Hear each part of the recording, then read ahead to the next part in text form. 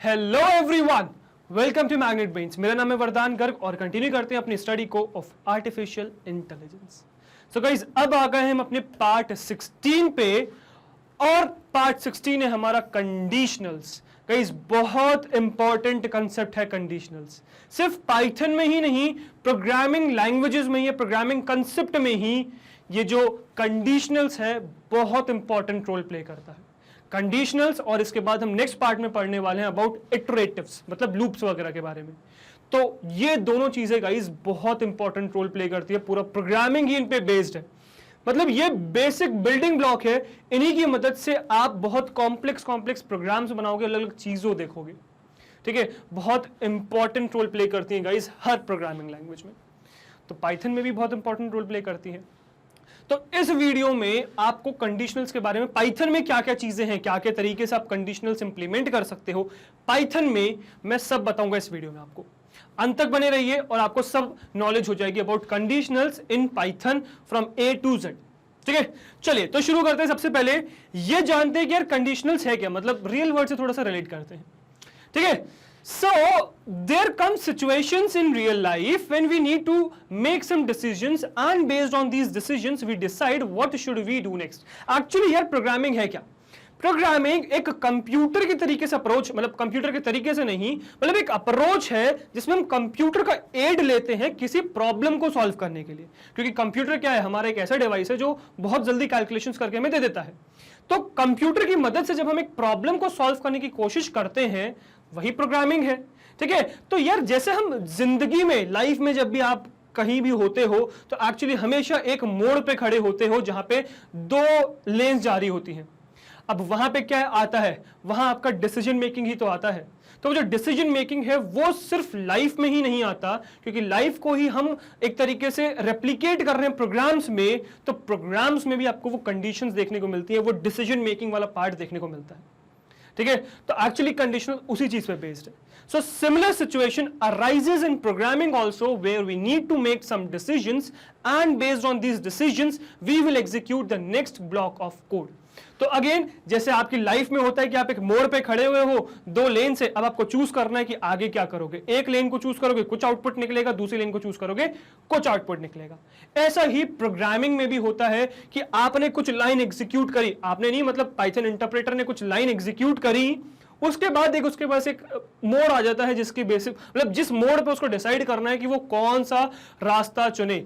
जो रास्ता चुनेगा उस हिसाब से उसको रिजल्ट मिलेगा। ठीक है, तो इसीलिए ये बहुत इंपॉर्टेंट हो जाता है। Decision making statements in programming languages decides the direction of flow of program execution. तो जो डिसीजन मेकिंग स्टेटमेंट्स हैं प्रोग्रामिंग लैंग्वेजेस में, वो डिसाइड करते हैं कि भाई आपके प्रोग्राम का जो एग्जीक्यूशन है वो किस डायरेक्शन में जाएगा, किस तरीके से चलेगा। ठीक है, तो ये जो डिसीजन मेकिंग स्टेटमेंट्स है बहुत इंपॉर्टेंट हो जाते हैं। ठीक है, decision making is anticipation of conditions, मतलब हम डिसीजन मेकिंग करना चाह रहे हैं कि डिसीजन मेकिंग क्या है। So decision making is anticipation of conditions occurring while the execution of the program and specifying actions taking according to the conditions. So actually क्या है ये एंटिसिपेशन, मतलब इसको एंटिसिपेट कर रहे हैं, समझ रहे हैं एक कंडीशन को। ठीक है, कंडीशन आ गई, अब कंडीशन को हम देख रहे हैं कि क्या होगा, सही होगा कि गलत होगा। अब सही होगा तो कुछ करना है, गलत होगा तो कुछ करना है।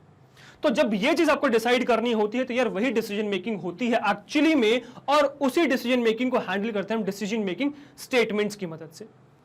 ठीक है, decision structures evaluate multiple expressions, तो मल्टीपल एक्सप्रेशंस को इवैल्यूएट किया जाता है व्हिच प्रोड्यूस ट्रू और फॉल्स एज आउटकम। तो मल्टीपल हम एक्सप्रेशंस को इवैल्यूएट करते हैं अलग अलग कंडीशंस, क्योंकि यार एक कंडीशन नहीं होती ना, एक चीज थोड़ी होती है, एक तलवार थोड़ी लटकी होती है सर पे, बहुत सारी चीजें होती हैं। तो उन सबका रिजल्ट आपका ट्रू है या फॉल्स है, इसके आउटकम पे हम डिसाइड करते हैं कि कहां जाना है, किस लेन को पकड़ना है। ठीक है, you need to determine which action to take and which statements to execute if outcome is true और फॉल्स अदरवाइज। सो आपने बहुत बड़ा एक्सप्रेशन लिया, उसको इवैल्यूएट किया, ट्रू या फॉल्स। ठीक है, ट्रू आएगा तो एक लेन पकड़ लोगे, फॉल्स आएगा तो एक लेन पकड़ लोगे। अब मैं ये सारे जो भी चीजें हैं ये आपको विद फ्लो चार्ट्स दिखाऊंगा। फ्लो चार्ट की मदद से ये सब चीजें मैं आपको समझाऊंगा, तो आपको बहुत अच्छी तरीके से समझ में आ जाएगी कैसे काम हो रहा है। सिंटेक्स भी दिखाऊंगा सारे, यहाँ फिलहाल स्लाइड्स में ही सारे सिंटेक्स दिखाता हुआ चलूंगा, कैसे चल रहे हैं वो सब दिखाता हुआ चलूंगा, ठीक है। फ्लो चार्ट ये दिखाता हुआ चलूंगा, फिर हम चलेंगे प्रैक्टिकली कंप्यूटर स्क्रीन पे और उसको प्रैक्टिकली भी आपको करके दिखाऊंगा।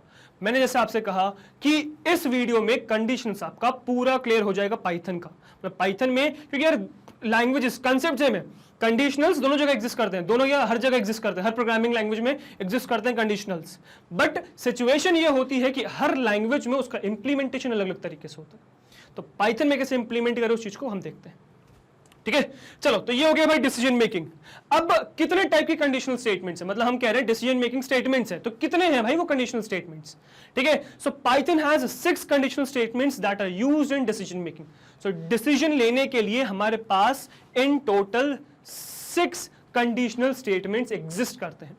क्या क्या देखिए, सबसे पहला आता है द इफ स्टेटमेंट। तो बहुत इंपॉर्टेंट और बहुत ज्यादा यूजफुल इफ स्टेटमेंट आता है और मोस्टली आप यूज करोगे, ठीक है। इसके बाद आता है इफ एल्स। तो यार ये भी इक्विवेलेंटली इंपॉर्टेंट है, पर सही है, मतलब जरूरत ये भी आएगी, बहुत ज्यादा जरूरत आएगी इसकी भी। इफ स्टेटमेंट, फिर इफ एल्स स्टेटमेंट, उसके बाद नेस्टेड कंडीशनल स्टेटमेंट्स, ठीक है। अब नेस्टेड कंडीशनल स्टेटमेंट्स क्या होता है वो दिखाऊंगा आपको। फिर नेस्टेड कंडीशनल स्टेटमेंट्स क्या आता है, चेन्ड कंडीशनल स्टेटमेंट्स। ये भी क्या होता है समझेंगे अपन, सब कंडीशनल स्टेटमेंट्स हैं, मतलब हम यूज इफ एल्स को ही कर रहे हैं बट अलग तरीके से कर रहे हैं, और साथ में कुछ चीजें भी ऐड कर रहे हैं, दिखाऊंगा वो चीज, डोंट वरी। इसके बाद आता है शॉर्ट हैंड इफ स्टेटमेंट, मतलब ये जो इफ स्टेटमेंट आप लिख रहे हो शॉर्ट तरीके से लिखना, शॉर्ट तरीके से इंप्लीमेंट करना, तो short hand if statement. Next comes your short hand if else statement, मतलब ये जो इफ एल्स वाला पार्ट है इसको शॉर्ट तरीके से रिप्रेजेंट करना, ठीक है, शॉर्ट तरीके से इंप्लीमेंट करना, क्विकली, तुरंत तुरंत, ठीक है। तो ये 6 हम एक एक करके डिटेल में समझेंगे, मतलब हम ये समझेंगे कि ये क्या है सबसे पहले, फिर इनका सिंटेक्स क्या है, इनका फ्लो चार्ट कैसा है, कैसे चलते हैं, वो सब समझेंगे इसके बारे में, ठीक है। सबसे पहले उठा लेते हैं द इफ स्टेटमेंट, और इफ स्टेटमेंट क्या समझते हैं कि क्या है भाई आपका इफ स्टेटमेंट, ठीक है। सो द इफ स्टेटमेंट, अब इस इफ स्टेटमेंट से पहले यहां मैंने आपके लिए सिंटेक्स लिख रखा है, ठीक है। आई होप आपको क्लियरली वो सिंटेक्स विजिबल होगा।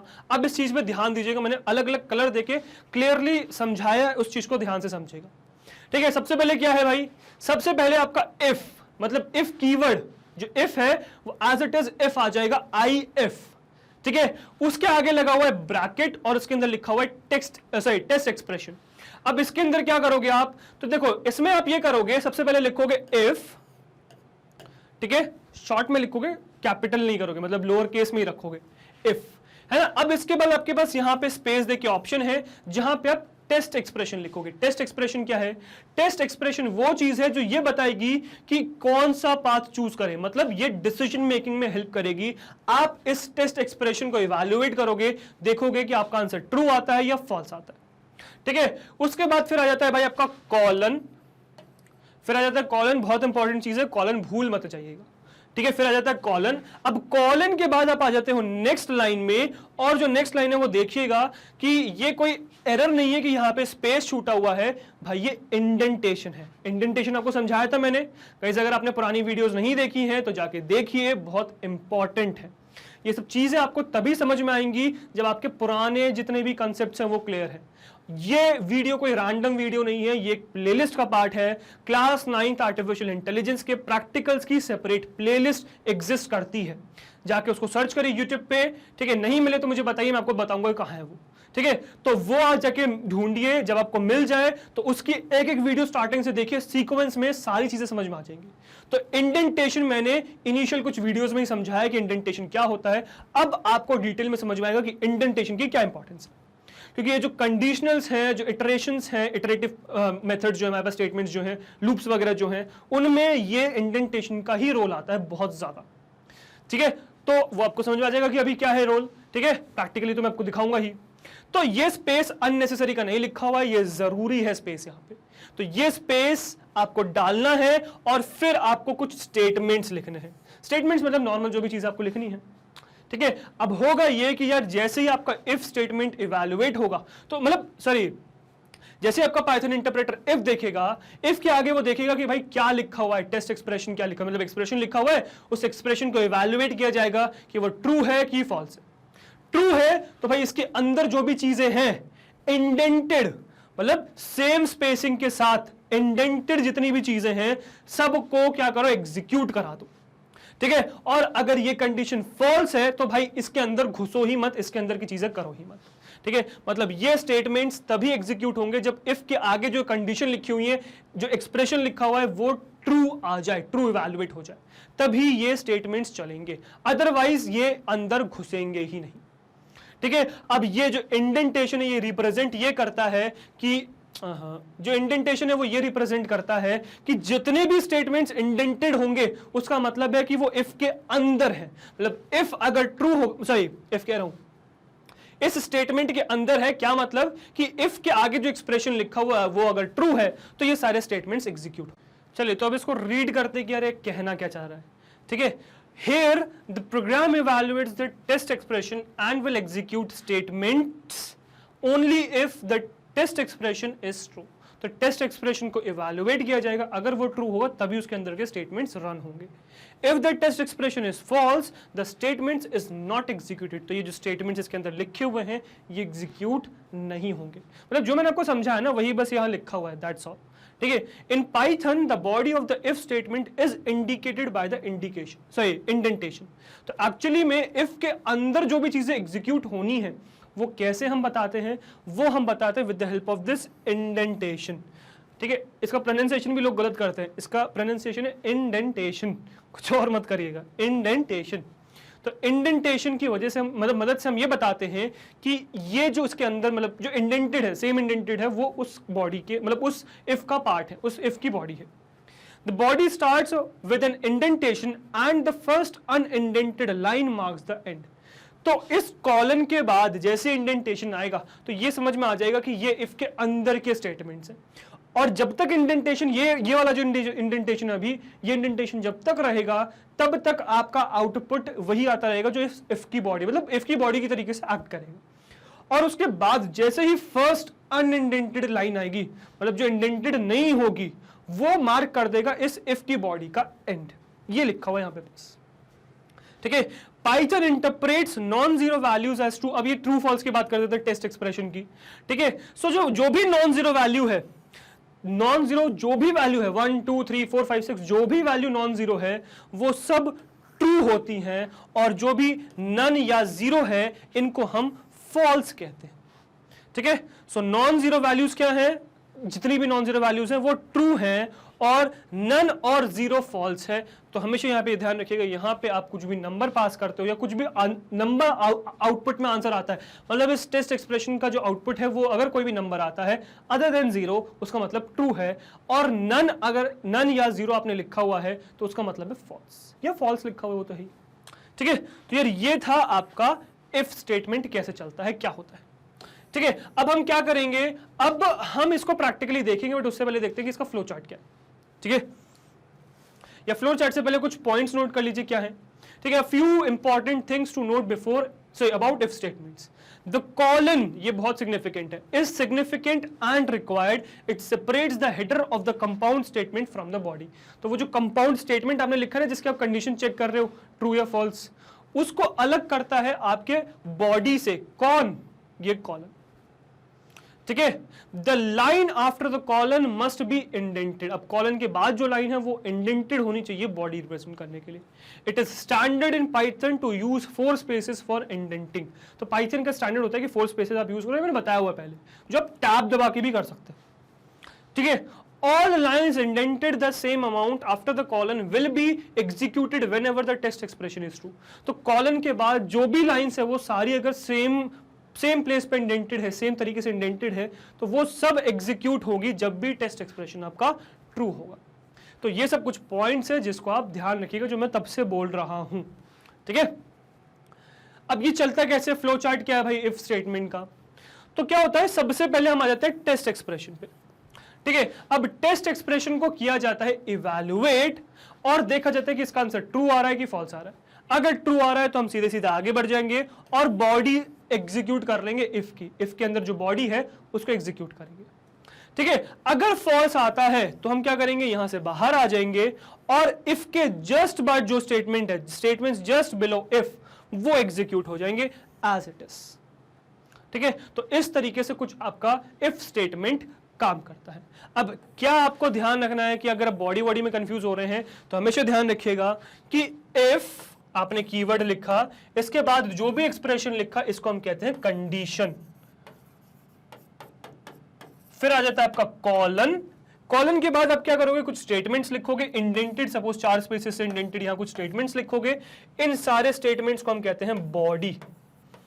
ठीक है, अब ये सब तो हो गई बॉडी, जो इफ के अंदर बॉडी लिखी हुई है। अब ये सब इंडेंटेड है, अब इस इंडेंटेशन को खत्म करके अगर मैं इफ यहां से कुछ लिखना शुरू करूंगा, यहां से कुछ भी लिखना शुरू करूंगा, तो ये आप बॉडी के बाहर आ गए। तो ये जो पार्ट है ये यहां से रिप्रेजेंट कर रहा है, मतलब इफ के बाद से रिप्रेजेंट कर रहा है। ये क्या रिप्रेजेंट कर रहा है, ये इफ की बॉडी रिप्रेजेंट कर रहा है, और ये जो टेक्स्ट एक्सप्रेशन है ये कंडीशन को रिप्रेजेंट कर रहा है। ठीक है, इस बात का ध्यान रखिएगा। तो इस तरीके से कुछ आपका इफ काम करता है और चलता है। आई होप ये आपको समझ में आ गया होगा। ठीक है, आगे बढ़ते हैं और नेक्स्ट समझते हैं नेक्स्ट टाइप अपना। ठीक है, तो ये आपका इफ स्टेटमेंट है। ठीक है, अब नेक्स्ट चलते हैं और समझते हैं about your if else statement. ठीक है, the if statement alone tells us that if a condition is true it will execute a block of statements and if the condition is false it won't. ये तो पता चल गया हमें कि if statement हमें ये बताता है कि अगर कोई भी कंडीशन ट्रू है तो एक चीज कर दो, अगर फॉल्स है तो मत करो, ये समझ में आता है। But what if we want to do something else if the condition is false? So here comes the else statement. तो तब क्या, जब हमें अगर वो कंडीशन ट्रू ना हो, हमें सिर्फ बाहर नहीं निकलना, हमें कुछ करना भी है। डिफरेंस समझिएगा, आपने एक टेस्ट कंडीशन को चेक किया, अगर ट्रू है तो कुछ कर दो, अगर ट्रू नहीं है तो बाहर निकल जाओ, कुछ मत करो। ठीक है, कुछ मत करो इफ था, अगर आपको कुछ करना है, अगर टेस्ट कंडीशन ट्रू नहीं है तो आपका आ जाता है एल्स स्टेटमेंट। ठीक है, we can use the else statement with if statement to execute a block of code when the condition is false. जब कंडीशन ट्रू थी तो इफ के अंदर की चीज चलेगी, जब फॉल्स होगी तो एल्स के अंदर की चीज चलेगी। ठीक है, there is no limit on the number of statements that can appear under the two clauses. मतलब जो इफ और एल्स के अंदर है उसके अंदर क्या क्या स्टेटमेंट्स आ सकते हैं बॉडी में, ऐसी कोई कंडीशन नहीं है of an if else statement, but there has to be at least one statement in each block. but हमेशा हर ब्लॉक में एटलीस्ट एक स्टेटमेंट होना चाहिए, जरूरी है एक स्टेटमेंट होना। अब सपोज आप एक स्टेटमेंट नहीं डालना चाहते, फिर क्या, उसका मैं आपको इलाज बताऊंगा लास्ट में बिल्कुल। ठीक है, तो यार ये था आपका इफ एल्स स्टेटमेंट। सिंटेक्स देख लेते हैं क्या है। तो यार सिंटेक्स बहुत आसान सा है, जैसे हमने अभी इफ में देखा कि आप क्या करोगे, इफ लिखोगे, टेस्ट एक्सप्रेशन लिखोगे, इसको चेक कर लोगे, जैसे चेक होगा अगर वो ट्रू है तो इसके अंदर की बॉडी, इफ के अंदर की बॉडी चल जाएगी, अगर ट्रू नहीं है तो क्या होगा, तो पहले तो बाहर जा रहे थे, अब क्या होगा, अगर चेंज मतलब सही नहीं होगा तो एल्स के अंदर की बॉडी चलेगी। तो executes this block if test expression is true, if के अंदर executes this block if the test expression is false। ये टेक्स्ट एक्सप्रेशन का ही सब खेल है, सही होगा तो if के अंदर की चीज, गलत होगा तो else के अंदर की चीज। ठीक है, तो ये टेस्ट एक्सप्रेशन का ही सब कुछ खेल है। ठीक है, the if else statements evaluates test expression and will execute the body of if only when the test condition is true. तो जब टेस्ट कंडीशन ट्रू होगी, मतलब जो टेस्ट एक्सप्रेशन हमने लिखा हुआ है जब वो ट्रू होगा, तब भी इफ के अंदर की चीजें चलेंगी। If the condition is false the body of the else is executed. अगर फॉल्स होगी तो एल्स के अंदर की चीजें चलेंगी। Indentation is used to separate the blocks. तो इंडेंटेशन हम यूज करते हैं उन ब्लॉक्स को सेपरेट करने के लिए। ठीक है, तो देखो केस क्या है गाइस, आप अब बहुत ध्यान से सुनिएगा। आपने इफ लिखा, ठीक है, आपने एक कंडीशन लिखी इसके बाद, this is what, this is condition. ये कंडीशन दो आंसर कर सकता है, ट्रू या फॉल्स। ठीक है, फिर आपने लगाया कॉलन। अब आपने क्या किया, इसको इंडेंटेशन, मतलब ये आपकी लाइन चल रही है, मतलब ये एडिटर है, ठीक है, एडिटर है, एडिटर से आपने 4 स्पेसेस लेके यहां से कुछ स्टेटमेंट्स लिखने शुरू करें। अब ये जो भी स्टेटमेंट्स आपने लिखे हैं ये कब चलेंगे, ये स्टेटमेंट्स तब चलेंगे जब ये कंडीशन ट्रू होगी। तो यहां लिख देता हूं ट्रू। जब ये ट्रू होगी तब ये वाले कंडीशंस, मतलब ये वाले स्टेटमेंट्स चलेंगे। अगर ये नहीं होगी ट्रू, तो अभी तक हमने इफ में देखा था कि कुछ नहीं होगा, बाहर आ जाएगा, इसके बाद की चीजें चलेंगी। पर हम चाहते हैं यार अगर ये फॉल्स हो तो कुछ और रन करा दो, तो हम यहां डालेंगे एल्स। ठीक है, एल्स के बाद भी कॉलन बहुत ज्यादा इंपॉर्टेंट है, कॉलन का ध्यान रखिएगा। ठीक है, अब एल्स के बाद आपने इंडेंटेशन फिर से दोगे, क्योंकि ये दिखाना है कि एल्स के अंदर की चीजें हैं, तो एल्स के अंदर की चीजें आप यहां पे एग्जीक्यूट कर दोगे। अब ये कब एग्जीक्यूट होंगे भाई, ये फॉल्स की सिचुएशन में रन होंगे। ठीक है, तो ये ट्रू था, ये फॉल्स की कंडीशन में रन होंगे। अब इसके बाद अगर आप कुछ भी लिखोगे तो आप यहां से लिखना शुरू करोगे, वो भाई इस इफ एल्स के बाहर है, वो इस कंडीशन पे डिपेंडेंट ही नहीं है, इसके नीचे की चीजें तो हमेशा चलेंगी ही चलेंगी।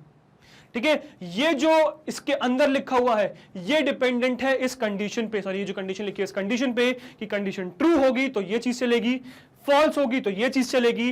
पर इसके नीचे जो भी लिखा हुआ है जो इफ और एल्स के साथ इंडेंटेड है, मतलब जितना इफ का स्पेस है एल्स का स्पेस है उतना स्पेस है, वो सब तो हमेशा ही चलेंगे। इस बात का हमेशा ध्यान रखिएगा। ठीक है, अभी ये तो मैंने आपको ये अच्छे तरीके से डायग्राम के फॉर्म में दिखा दिया, वही चीज यहां पे भी लिखी हुई है। अभी वही चीज मैं आपको फ्लो चार्ट के फॉर्म में भी दिखाऊंगा। ठीक है, चलिए दिखाता हूं आपको फ्लो चार्ट के फॉर्म में। ठीक है, नाउ इफ एल्स स्टेटमेंट कैसे होगा, सबसे पहले एक टेस्ट एक्सप्रेशन आएगा, चेक किया जाएगा कि मतलब एक्सप्रेशन ट्रू है कि फॉल्स है। ट्रू है सो बॉडी ऑफ इफ को एग्जीक्यूट कर दो। ठीक है, जो इफ की बॉडी है उसको एग्जीक्यूट कर दो। एक काम करता हूं मैं आपको दिखाता हूं कि इफ की बॉडी क्या और एल्स की बॉडी क्या। ठीक है, तो यार ये जो बॉडी है, ये जो स्टेटमेंट्स हमने लिखे हैं, ये बॉडी है किसकी, इफ की भाई, बॉडी ऑफ इफ। ये क्या है, ये इफ की बॉडी है। और ये क्या है भाई, ये एल्स की बॉडी है, बॉडी ऑफ एल्स। ये एल्स की बॉडी है। फॉल्स के अंदर जो भी लिखा है बॉडी ऑफ एल्स है, इफ के अंदर जो भी लिखा है वो बॉडी ऑफ इफ है। ठीक है, तो इस चीज का ध्यान रखिएगा। तो जब भी आपने एक्सप्रेशन को चेक किया, ट्रू है तो बॉडी ऑफ इफ चल जाएगा, फॉल्स है तो बॉडी ऑफ एल्स चल जाएगा। ठीक है, और अगर बॉडी ऑफ इफ चलेगा तो एग्जीक्यूट हो जाएगा, फिर अंदर मतलब बाहर आ जाएगा, तो statement just below if else चलेगा। तो जो भी इफ एल्स के नीचे ये जो स्टेटमेंट्स लिखे हुए हैं, ठीक है, इसको मैं लिख देता हूं, these are statements below if else. If else के नीचे के स्टेटमेंट्स है तो ये एग्जीक्यूट होंगे। ठीक है, अब फॉल्स अगर आपने बॉडी ऑफ मतलब फॉल्स कंडीशन है तो बॉडी ऑफ एल्स चलेगा और ये एग्जीक्यूट होकर फिर यहां पे आ जाएगा, फिर ये वाले जो स्टेटमेंट्स ये चलेंगे। तो इस तरीके से कुछ आपका काम होता है, किसका, ये भाई आपका काम होता है इफ एल्स स्टेटमेंट का। इस तरीके से कुछ आपका इफ एल्स स्टेटमेंट चलता है। ठीक है, आई होप यहां तक आपको इफ एल्स स्टेटमेंट समझ में आ गया होगा। ठीक है, नेक्स्ट चलते हैं और नेक्स्ट समझते हैं about your nested if statements. What are nested if statements? So we can have if, elif, else statements inside another if, elif or else statements. This is called nesting in computer programming. अब आप ये elif से confuse हो गए होगे, right? तो elif अभी मैं समझाऊंगा, don't worry about this. ये अभी elif मैं आपको समझाऊंगा। ठीक है, this is called nesting in computer programming. तो ये जो चीज है, मतलब एक इफ एलिफ एल्स के अंदर जब हम इफ एलिफ एल्स लिखते हैं, इसको कहते हैं भाई नेस्टिंग। ठीक है, any number of these statements can be nested inside one another, मतलब कितने भी स्टेटमेंट्स को आप एक दूसरे के अंदर लिख सकते हो। Indentation is the only way to figure out the level of nesting. तो इंडेंटेशन ही वो तरीका है जिससे आप बता सकते हो कि कौन सा स्टेटमेंट किसके अंदर है।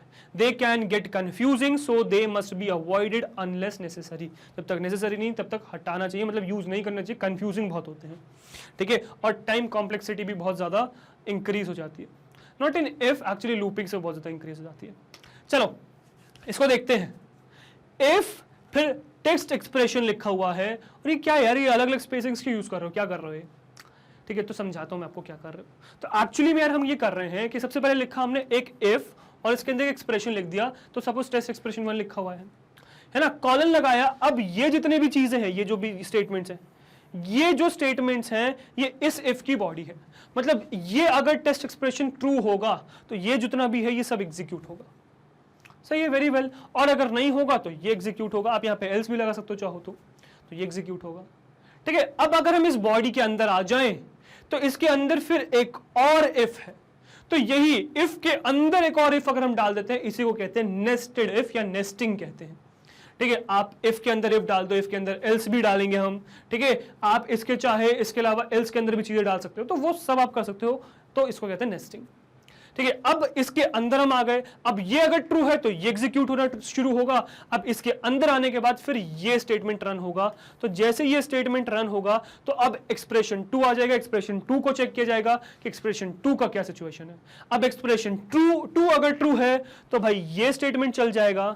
ठीक है, और अगर फॉल्स है तो अगेन फिर यहां पे आ जाओगे और ये एज इट इज कंटिन्यू हो जाएगा। तो एक तरीके से समझ लो कि इफ के अंदर स्टेप इफ, तो इफ जैसी काम कर रहा है वैसे ही अंदर वाला इफ भी काम करेगा आपका। तो इस तरीके से आपका नेस्टिंग का काम होता है। अब एक बार मैं इसको आपको बना के दिखा देता हूं कि कैसे बनता है ये। ठीक है, तो मैंने सपोज बनाया इफ, ठीक है, इफ लिखा, ये आपकी स्पेसिंग है। ठीक है, अब यहां मैंने डाल दिया कंडीशन, जो भी आपको कंडीशन लिखनी है यहां पे कंडीशन लिख दिया, और यहां लगा दिया भाई कॉलन। ठीक है, अब इसके अंदर 4 स्पेस देखिए, ये क्या है, ये सब इफ के अंदर है। ठीक है, अब इस इफ के अंदर मैंने एक और इफ लिखा। ठीक है, अब यहां डेफिनेटली एक और इफ लिखा है तो एक और कंडीशन आएगी, तो ये C1 है कंडीशन 1, ये कंडीशन 2 है, कॉलन लगाया। अब इस इफ को भी इंडेंट करना पड़ेगा, तो अब आपको समझ में आएगा एक्चुअली में कि इंडेंटेशन क्या काम करता है, मतलब कैसे वो अलग करता है। ठीक है, तो भाई इसके मतलब अब इस लेवल पे जितनी भी चीजें हैं वो नेक्स्ट इफ के अंदर आएंगी। तो सपोज यहां पे आपने अब क्या किया, पहले 4 स्पेसेस दिए थे, अब 8 स्पेसेस दे दिए। तो जो 8 स्पेसेस वाली लाइन है वो क्या है, वो भाई इस नए वाले इफ के लिए है। जो नया वाला इफ लिखा हुआ है ना, ये उसके लिए है। ठीक है, अब क्या करोगे, अब ये जब भी रन होंगी तो ये इफ इस इफ की बॉडी है, और इस अगर इस लाइन में हम आ जाए, तो इस लाइन को अगर मैं बनाऊं, तो अगर आप इस लाइन में आ जाओ तो ये लाइन एक्चुअली में इस इफ के लिए है। किस इफ के लिए है, सॉरी ये जो लाइन है, ये जो लाइन जो बनाई हुई है ना, ये इस इफ के लिए है, मतलब ये इस इफ की बॉडी चल रही है। तो अब आप इसके मतलब इसके बाद जैसे यहां पे आ गए तो आप इस इफ से बाहर निकल गए हो और इस इफ की बॉडी के अंदर आ गए हो। अब इस इफ की बॉडी से भी अगर आपको निकलना है तो यहां आना पड़ेगा, और ये आपकी इस इफ की बॉडी है, लास्ट वाले इफ की। तो इस तरीके से कुछ आपका नेस्टेड इफ एल्स काम करता है। आई नो जैसे आपको समझने में कंफ्यूजन है, आप जब इसे बनाओगे तो और ज्यादा कंफ्यूज हो जाओगे, तो इसीलिए कहा जाता है कि इसको अवॉइड करा करिए, क्योंकि इससे बहुत ज्यादा कंफ्यूजन्स क्रिएट होते हैं। बट हाँ, ऐसी बहुत सिचुएशंस आएंगी जिसमें आपको यही यूज करना पड़ेगा, तो हम वहां यूज करेंगे इसको। ठीक है, so firstly test expression 1 is evaluated and the body will be executed only if the test condition is true. तो सबसे पहले टेस्ट एक्सप्रेशन 1 को इवैल्यूएट किया जाएगा, देखा जाएगा कि वो ट्रू है कि फॉल्स है। ट्रू है तो अंदर की चीजें एग्जीक्यूट करी जाएंगी, नहीं है तो नहीं करी जाएंगी। If the body of the first if is executed, then text expression 2 is evaluated and body will be executed only when the test condition is true. तो अगर टेस्ट एक्सप्रेशन 1 ट्रू है तो डेफिनेटली इसकी बॉडी एग्जीक्यूट होगी। अब इसकी body execute होगी तो नेक्स्ट इफ चेक किया जाएगा कि इसके अंदर क्या टेस्ट एक्सप्रेशन लिखा हुआ है। तो नेक्स्ट टेस्ट एक्सप्रेशन 2 चेक किया जाएगा कि उसका क्या है, ट्रू है कि फॉल्स है। ट्रू है तो इसके अंदर की चीज चलेगी, फॉल्स है तो इसके बाहर की चीज चलेगी। ठीक है, so if the first if evaluates to false, अच्छा ये तो हमने अभी आए नहीं है, and body will be executed only when the test condition is true. तो अगर टेस्ट एक्सप्रेशन 2 की कंडीशन ट्रू होगी तभी ये इसके अंदर की बॉडी चलेगी। व्हाट इफ अगर ये पहले ही टेस्ट कंडीशन ना चले, तो पहले ही इफ अगर टेस्ट एक्सप्रेशन 1 नहीं चल रहा है तो आपका टेस्ट एक्सप्रेशन 2 भी नहीं चलेगा। ठीक है, क्योंकि उसकी बॉडी एग्जीक्यूट ही नहीं होगी, तो सीधे सीधे बाहर आ जाओगे। So if the first if evaluates to false, then test expression 2 won't be checked, और सीधे सीधा बाहर आ जाओ। ठीक है, आई होप यहां तक आपको समझ में आ गया कि नेस्टिंग कैसे काम करती है। ठीक है, अब जरा इसका फ्लो चार्ट देख लेते हैं क्या है। तो देखो फ्लो चार्ट क्या है। तो सबसे पहले टेस्ट एक्सप्रेशन को चेक किया जाएगा। ठीक है, ये डेफिनेटली टेस्ट एक्सप्रेशन पहला वाला टेस्ट एक्सप्रेशन है, ये चेक किया जाएगा। अगर फॉल्स है तो बॉडी ऑफ एल्स पे आ जाओ आप। अगर आपने बना रखी है, नहीं बना रखी है तो सीधे सीधे आप statements just after if else, जो इफ एल्स के बाद स्टेटमेंट्स है वो एग्जीक्यूट कर दो। व्हाट इफ अगर ये टेस्ट एक्सप्रेशन ट्रू हो जाए, तो यार अगर ये ट्रू हो जाएगा देन आपके पास एक और एक्सप्रेशन रखा हुआ है चेक करने के लिए। तो नेस्टेड टेस्ट एक्सप्रेशन जो अंदर है, उसके अंदर एक इफ के अंदर जो एक्सप्रेशन है उसको कह रहे हैं नेस्टेड टेस्ट एक्सप्रेशन, उसको चेक करिए ट्रू फॉल्स। ट्रू है तो body of nested if execute होगी, फॉल्स है तो body of nested else execute होगी। तो जो नेस्टेड पार्ट है वो एल्स एग्जीक्यूट होगा। अगर ये ट्रू है तो भी या फॉल्स है तब भी, दोनों में ही इफ एल्स चलेगा। इफ एल्स चलने के बाद ये इस वाले जो इफ था ना, इसको ज्वाइन कर लेगा। ठीक है, अब यहां पे आने के बाद इसके जस्ट बाद जो भी लाइंस लिखी हुई है वो एग्जीक्यूट होंगी और फिर इफ एल्स के बाद जो भी लिखा हो वो एग्जीक्यूट होगा। आई होप यहां तक आपको चीज समझ में आ गई होगी, आई होप दैट। ठीक है, ये फ्लो चार्ट के साथ पूरा बना के मैंने पूरा एक्सप्रेशन समझा दिया, ये चीज समझ में आ गई होगी थियोरेटिकली। अभी प्रैक्टिकली दिखाऊंगा ना तो और पूरा कंसेप्ट क्लियर हो जाएगा। ठीक है, just wait and watch for that. चलो आफ्टर नेस्टेड इफ नेक्स्ट क्या बचा? After nested if comes your chained conditionals, if elif else का लेडर जो है। ठीक है, देखते हैं क्या है। Sometimes there are more than two possibilities and we need more than two branches. तो अभी तो हमने if else देखा, कभी कभार ऐसा होता है कि if else से ज्यादा भी possibility निकल जाती है, तब क्या करोगे?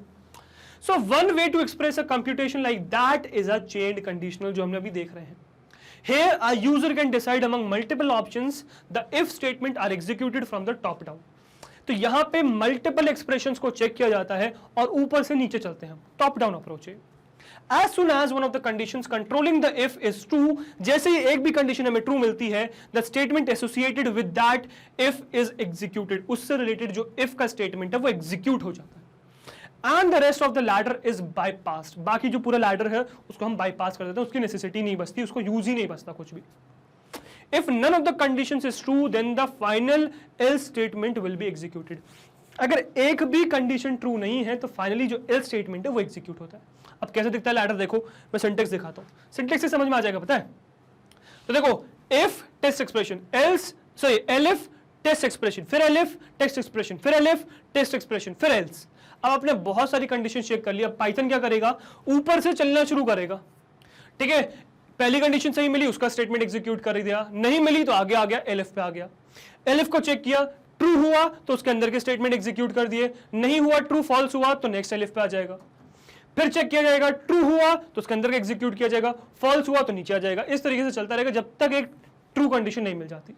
और अगर सारे ही खत्म हो जाए, एक भी ना मिले तो एल्स चल जाएगा, एल्स के अंदर कुछ जो स्टेटमेंट्स है। अब आई होप आपको इंडेंटेशन समझ में आ रहा होगा। ये स्टेटमेंट इस इफ का है, ये स्टेटमेंट इस एलिफ का है, ये स्टेटमेंट इस एल्स का है।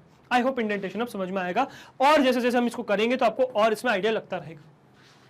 ठीक है, द एलिफ एल इफ जो हम यहाँ पे स्टेटमेंट मतलब ये यूज कर रहे हैं elif, the elif is short for else if. मतलब इफ आपने ये एक्सप्रेशन तो किया, इसके अलावा अगर ये हो जाए तो एल्स इफ, इसके अलावा। तो बहुत प्रोग्रामिंग लैंग्वेजेस में एल्स इफ अलग से होता है, या एल्स इफ को शॉर्ट फॉर्म में मर्ज करके एलिफ बना देंगे। Elif it allows us to check for multiple expressions, multiple expression check कर सकते हैं इससे। If the condition for if is false it checks the conditions of the next elif block and so on. तो अगर if अगर false है तो next elif check किया जाएगा, वो फॉल्स है नेक्स्ट, फॉल्स है नेक्स्ट एलिफ, फिर फॉल्स है नेक्स्ट एलिफ, आप जितनी मर्जी चाहे एलिफ लगा सकते हो। ठीक है, if all the conditions are false then the body of else is executed, अभी हमने देखा। only one block among the several if else blocks is executed according to the condition। हमेशा ये ध्यान रखिएगा, ये इतने सारे स्टेटमेंट्स आपने लिख रखे हैं तो इसका मतलब ये नहीं कि हर स्टेटमेंट रन किया जाएगा। नो, हर स्टेटमेंट रन नहीं किया जाएगा, इनमें से कोई ना कोई एक ही स्टेटमेंट रन होगा, कोई ना कोई एक ही, ध्यान रखिएगा। The if block can have only one else block but it can have multiple elif block। तो इस पूरे लैडर में हम मल्टीपल एलिफ ब्लॉक्स तो लिख सकते हैं, मतलब यहां आप चाहो तो एक और मल्टीपल एलिफ,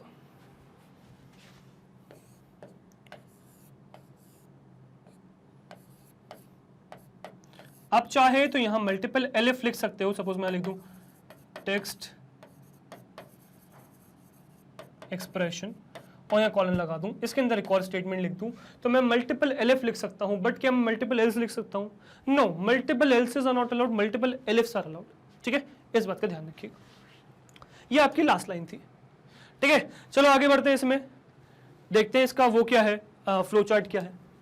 ठीक है, सो देखो बहुत सिंपल सा फ्लो चार्ट है। सबसे पहले एक्सप्रेशन इवैल्यूएट किया जाएगा, ट्रू है यस है अगर तो स्टेटमेंट 1 एग्जीक्यूट हो जाएगा, और ये एग्जीक्यूट होते ही बाहर आ जाएगा statement just below if else, और एल्स का जो भी है वो उसके नीचे आ जाएगा, उसके नीचे जो भी एक्सप्रेशन है वो चलेगी।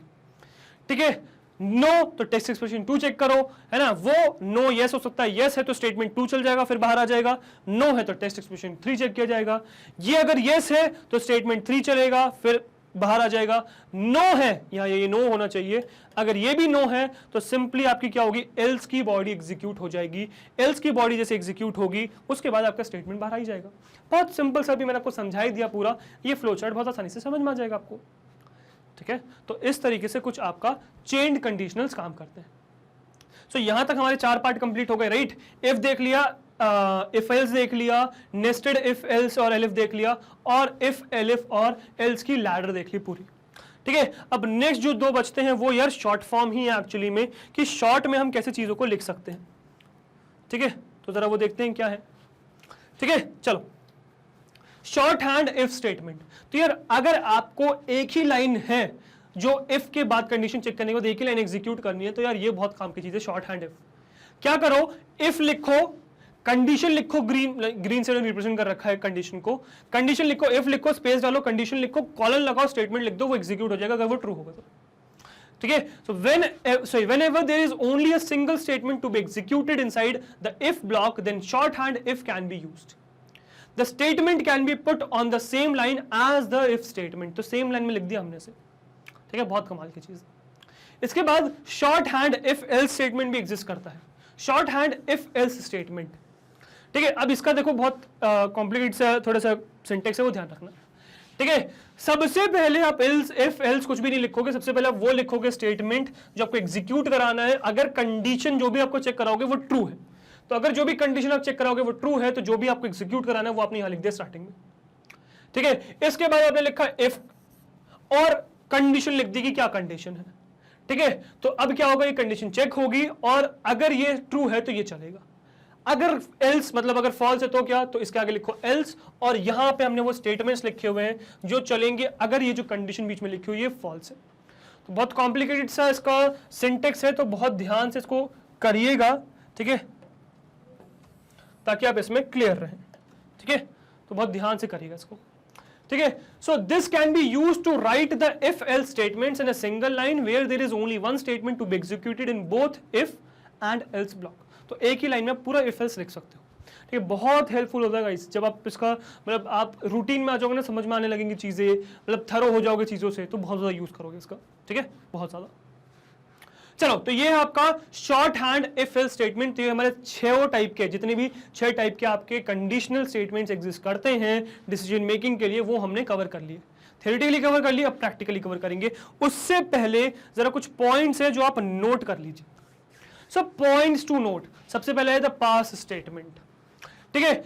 Occasionally it is useful to have a section with no statements, usually as a place keeper or scaffolding for code you haven't written yet.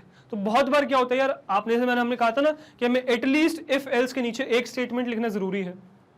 Suppose आपको वो नहीं लिखना, आपको बचना है, सपोज आप वो बाद में लिखोगे, पहले पूरा सिंटेक्स मतलब बाकी जो चीजें वो लिख लो, फिर वो कंडीशन लिखना चाहते हो, तो क्या करोगे। तो ये जो पास कीवर्ड है ना, ये बहुत ज्यादा काम आता है। आप ये पास लिख दो, आपका एरर थ्रो नहीं होगा। In that case, you can use the past statement which does nothing except act as a placeholder. कुछ नहीं करता ये, सिंपल वहां पे प्लेस होल्डर की तरीके से काम करता है, कोई एरर वगैरह आपको कुछ नहीं देगा, आपका बस आगे कंडीशन बढ़ा देगा, ठीक है। आप प्रिंट वगैरह कुछ करोगे तो वो स्क्रीन पे आ जाएगा, उससे अगर आपको बचना है तो सिंपली पास लिख दो, ये कुछ नहीं करेगा। बहुत ज्यादा यूज होता है पास स्टेटमेंट, जब आप थरो कोडर हो जाओगे तब तो बहुत ज्यादा यूज करोगे पास का, ठीक है। पहले कोड कंप्लीट करोगे, फिर आओगे कंडीशंस मतलब स्टेटमेंट्स लिखने, पहले कंडीशंस करोगे, कंडीशंस बहुत इंपॉर्टेंट है, ठीक है। जिन एक्सप्रेशंस को इवैल्यूएट करना है वो बहुत इंपॉर्टेंट है, उसके बाद फिर आओगे इस, ठीक है। नेक्स्ट है आपका भाई सूट, ये SUITE है, ठीक है। Python documentation sometimes uses the term suite of statements to mean what we have called a block here, ठीक है। They mean the same thing and since most other languages and computer scientist use the word block, will stick with that, ठीक है। सो ये line बहुत ज्यादा important है, इसका ध्यान रखिएगा। एक्चुअली आप जब हम कहते हैं कि इफ है, ठीक है, कंडीशन लिखी हुई है, अब इसके अंदर जो भी स्टेटमेंट्स लिखी हुई है इफ की बॉडी है, ठीक है, तो इसको हम कहते हैं पूरा भाई कोड ऑफ ब्लॉक, ये एक ब्लॉक है, इफ के अंदर का ये एक ब्लॉक है। अब पाइथन में आप देखोगे कि इसको सूट कहा जाता है, ठीक है, बट मोस्ट प्रोग्रामिंग लैंग्वेजेस में एक्चुअली में वर्ड आपका ब्लॉक यूज होता है, तो हम भी फिलहाल ब्लॉक ही यूज करेंगे। इस पॉइंट को नोट करके चलेगा, ठीक है। तो यार ये कुछ 2 पॉइंट्स जो आपको मुझे बताने थे, जो आपको नोट रखने हैं, ठीक है। ये हो गए आपके पॉइंट्स। अब फटाफट चलते हैं कंप्यूटर स्क्रीन पे और देखते हैं कि कैसे हम प्रैक्टिकली इन सब चीजों को इंप्लीमेंट कर सकते हैं। तो चलते हैं कंप्यूटर स्क्रीन पे और प्रैक्टिकली इन सब चीजों को इंप्लीमेंट करते हैं। चलिए ओके गाइज, सो अब आ गए हम अपनी कंप्यूटर स्क्रीन पे और देखेंगे कंडीशनल्स के बारे में प्रैक्टिकली, ठीक है। और सब कुछ मैं बता दूंगा आपको कंडीशनल से रिलेटेड इस वीडियो में। चलो तो एक काम करते हैं, सबसे पहले तो एक फोल्डर बना लेते हैं, ठीक है, जिसको नाम देते हैं पार्ट, हमारा कौन सा चल रहा है 16 चल रहा है, तो ये पार्ट 16 नाम दे देते हैं, ठीक है। इस पार्ट 16 को मैं ओपन कर लूंगा और इस पार्ट 16 के अंदर मैं राइट क्लिक करके VS कोड को ओपन कर लूंगा इसके अंदर। सो ओपन विद कोड किया मैंने और इसके अंदर मेरा VS कोड ओपन हो गया है, ठीक है। और आई डोंट नो ये क्यों इतना छोटा आ रहा है, और आई थिंक सो आपको विजिबिलिटी में प्रॉब्लम होगी, तो मैं एक काम करता हूँ, थोड़ी सी सेटिंग्स सही कर लेता हूँ। ओके ये टेक्स्ट छोटे हैं, 160 कर लेते हैं, चलो अप्लाई कर दिया मैंने, ठीक है। तो अब आपको चीज़ें विजिबल हो जाएंगी प्रॉपर्ली, ठीक है। चलो तो अब मैं क्या करता हूँ, इसके अंदर एक नई फाइल बना लेता हूँ। हम कंडीशनल सीख रहे हैं तो conditionals.py नाम देता हूँ, conditionals.py फाइल का नाम हो गया, और ये हमें जरूरत नहीं है तो इसको कर दिया बंद, ठीक है। अब यहाँ पे देखेंगे अपने कमांड जो भी हमें देखने की, जो हम रन कर सकते हैं, ठीक है। तो फटाफट शुरू करते हैं। तो सबसे पहले तो इफ से शुरू करते हैं, ठीक है। So this is your if, the if statement, right, the if statement. तो द इफ स्टेटमेंट से सबसे पहले शुरू करेंगे, देखते हैं क्या है, ठीक है। तो हमने क्या कहा कि इफ डालो भाई, इफ कीवर्ड डालोगे खुद ही आ जाएगा, आई डालोगे खुद ही आ जाएगा, इफ पे एंटर करोगे इफ क्रिएट हो जाएगा। स्पेस डालेंगे, फिर यहां आपको डालना है कंडीशन। अब यहां भी फिलहाल तो मैं बनाता हूं कंडीशन, ठीक है। फिर कंडीशन के बाद आपको क्या डालना है, कॉलन, ठीक है। कॉलन के बाद मानना आपको एंटर, और खुद ब खुद वो इंडेंट हो जाएगा, इंडेंटेशन खुद ब खुद आ जाएगा आपका, ठीक है। कंडीशन में कॉलन और फिर एंटर, तो आपको खुद ब खुद इंडेंटेशन आ जाएगा, ठीक है। अब जो भी आप इसके अंदर लिखोगे तो वो प्रिंट हो जाएगा अगर कंडीशन ट्रू होगी। तो यहां भी फिलहाल मैं डालता हूं प्रिंट, और हम चेक कर लेते हैं कि क्या हमारा प्रिंट फंक्शन वर्क कर रहा है नहीं कर रहा, ठीक है। सही, इफ फंक्शन वर्क कर रहा है नहीं कर रहा, तो मैं यहां टाइप करता हूं इफ इज वर्किंग प्रॉपरली, ठीक है, इफ इज वर्किंग प्रॉपरली। अब ये कब होगा, जब ये कंडीशन ट्रू होगी। तो अगर मैं यहां कंडीशन में ट्रू लिखूं और फिर देखो यहां लिखूंगा, अब देखो यहां अगर मैं इसके बाद एंटर मारूंगा तो वही इंडेंटेशन अभी भी है, राइट, इंडेंटेशन अभी भी है। एंटर मारूंगा फिर इंडेंटेशन, इंडेंटेशन, इंडेंटेशन अगर खत्म करनी है तो आपको बैक स्पेस दबाना पड़ेगा, बैक स्पेस से आप फ्रंट उस पर आ जाओगे। अब यहां मैं कुछ भी प्रिंट करूंगा तो ये ऑलवेज प्रिंट होगा, हमेशा प्रिंट होगा, ठीक है। तो यहां डाल देता हूं ऑलवेज, एल गायब भी हो गया यार मेरा, ALWAY ऑलवेज, ठीक है।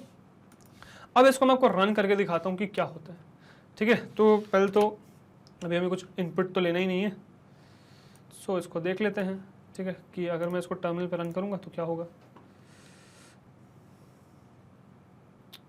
देखो अब क्या हुआ, इफ इज वर्किंग प्रॉपरली और ऑलवेज भी प्रिंट हो गया, इफ इज वर्किंग प्रॉपरली भी प्रिंट हो गया, ऑलवेज भी प्रिंट हो गया। रीजन क्या, बिकॉज इफ के अंदर मैंने डाल रखा है ट्रू, क्योंकि इफ के अंदर ट्रू है तो ये प्रिंट आपका if is always, sorry if is working properly भी प्रिंट हो गया और ऑलवेज भी प्रिंट हो गया। अब इसी की जगह इसको कॉपी करूंगा मैं, ठीक है, उसको कमेंट आउट भी करूंगा, नेक्स्ट लाइन पे चलेंगे, ठीक है। नेक्स्ट लाइन में इसको मैं पेस्ट कर लूंगा और यहां डाल देते हैं फॉल्स, ठीक है, फॉल्स डाल देते हैं और इसको रन करते हैं, ठीक है। नाउ इफ इज, ओके ये क्यों हुआ, एक सेकंड फिर से रन करते हैं।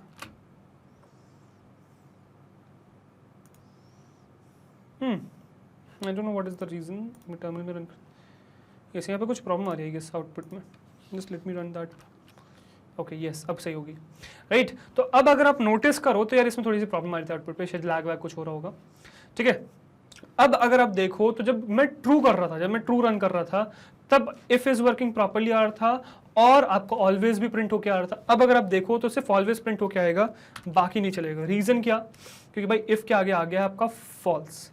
अब फॉल्स का इंडिकेट करता है कि आपने फॉल्स जैसे उसके अंदर डाला तो ये इंडिकेट करता है कि इसके अंदर जो भी चीज़ है, मतलब जो भी कंडीशन है वो फॉल्स है, मतलब आपने खुद फॉल्स ही दे दिया, कंडीशन इवैल्यूएट नहीं करा रहे, हम खुद ही फॉल्स दे दिया, तो अंदर जाएगा नहीं, इफ की बॉडी रन ही नहीं होगी, तो सीधे सीधे ये रन नहीं होगा, इसके बाहर वाली चीज़ आपकी रन हो गई और ऑलवेज प्रिंट हो गया। मैं फिर से करके दिखाता हूँ, देखो ऑलवेज रन हो गया।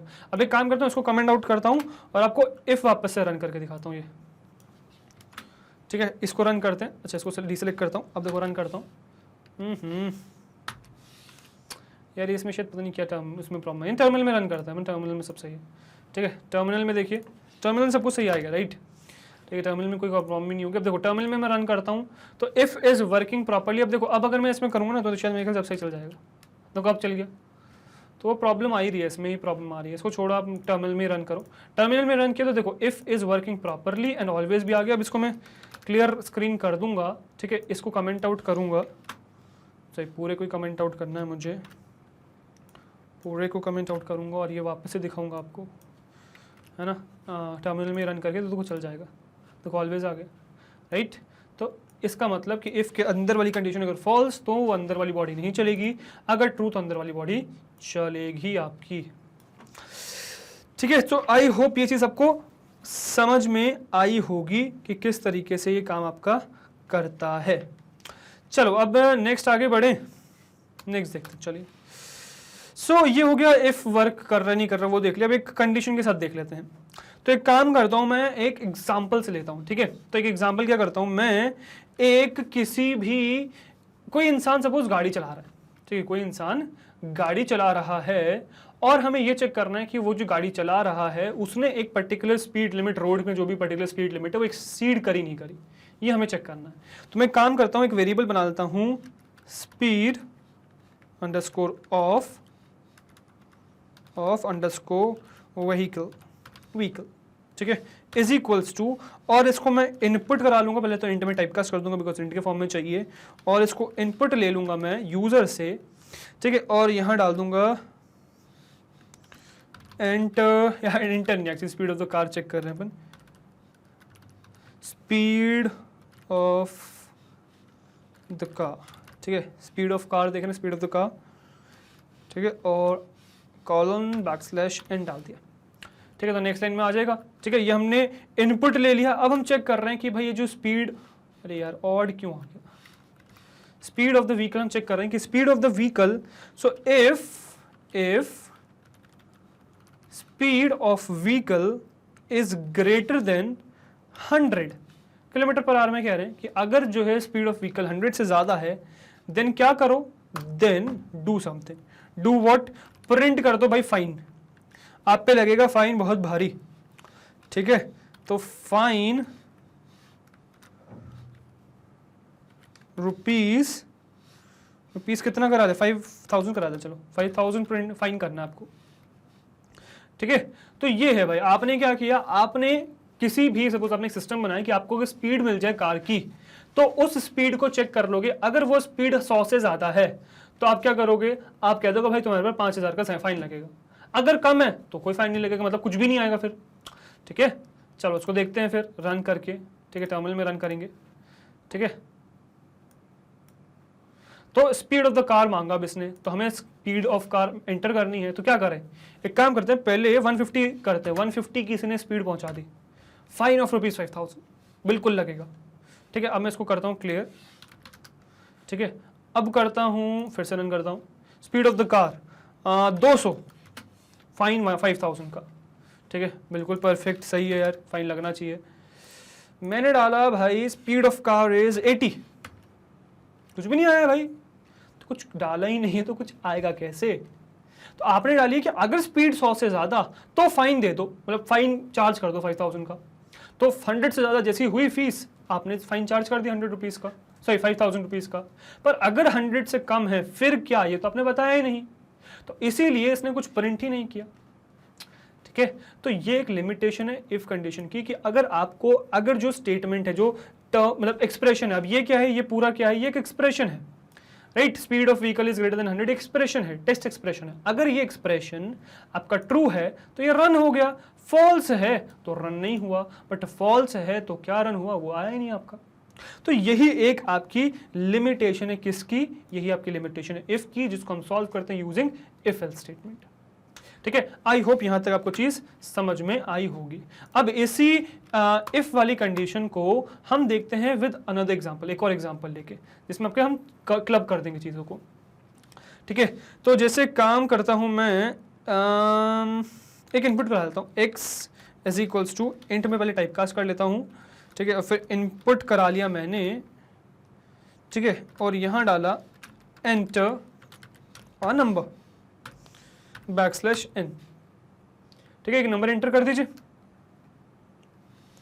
फिर मैंने कहा कि इफ जो भी नंबर है, if x is greater than 20, अगर x 20 से बड़ा है,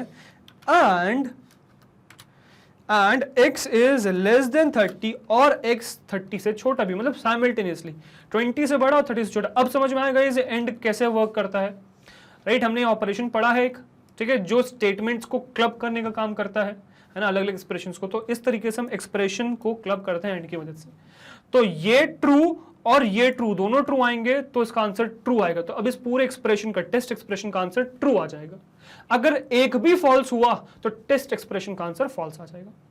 ठीक है, तो ये आपका x इज लेस देन 30 डाला मैंने, है ना, और कॉलन डाल दिया, और हमने कहा प्रिंट कर दो अगर ऐसा कुछ है। क्या प्रिंट करा थे? चलो परफेक्ट प्रिंट कराते हैं, परफेक्ट। ठीक है, परफेक्ट हम प्रिंट करा रहे हैं कि अगर x आपका 20 से ज्यादा है और x अगर 30 से कम है, देन प्रिंट परफेक्ट। ठीक है, इसको रन करता हूं, मैं आपको दिखाता हूं कि क्या आउटपुट आएगा। पहले इसको क्लियर कर लेते हैं, CLS। ठीक है, और मेरा थोड़ा सा PC स्लो हो गया है आई गेस, चलो कोई बात नहीं। ठीक है, इसको रन करते हैं। देखो नंबर मांग रहा है, तो 20 से बड़ा, 30 से छोटा, 25 डालें, चलो 25, परफेक्ट, राइट। इसको कर दो क्लियर स्क्रीन, ओ हो CLS। ठीक है, फिर से रन करो टर्मिनल में। अब मैं डालता हूं 29, परफेक्ट, बहुत सही। अब मैं डालता हूं 24, परफेक्ट। अब मैं डालता हूं 23, परफेक्ट। अब मैं डालता हूं 21, परफेक्ट। बट अब मैं डालता हूं 15, कुछ भी प्रिंट नहीं हुआ। इसके बाद कुछ भी प्रिंट नहीं हुआ, बिकॉज इफ के बाद कंडीशन फॉल्स है। फिर क्या? तो इस अभी फिलहाल क्या हुआ, 15 है, तो नंबर क्योंकि 20 से छोटा हो गया, 15 आ गया, 20 से छोटा नंबर है, तो अब ये एक स्टेटमेंट फॉल्स हो गया, तो इसी वजह से पूरा फॉल्स हो गया।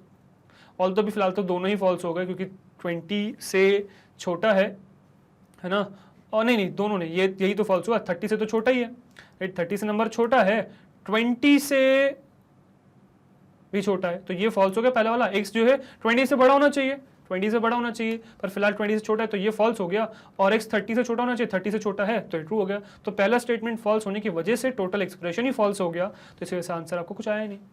अब अगर मैं यहीं पर कुछ 36 रन करूं सपोज, हाँ यहाँ नहीं, मतलब यहाँ पर अगर मैं कुछ 36 रन करूं, तो देखो अब भी कुछ प्रिंट नहीं हुआ। रीजन क्या?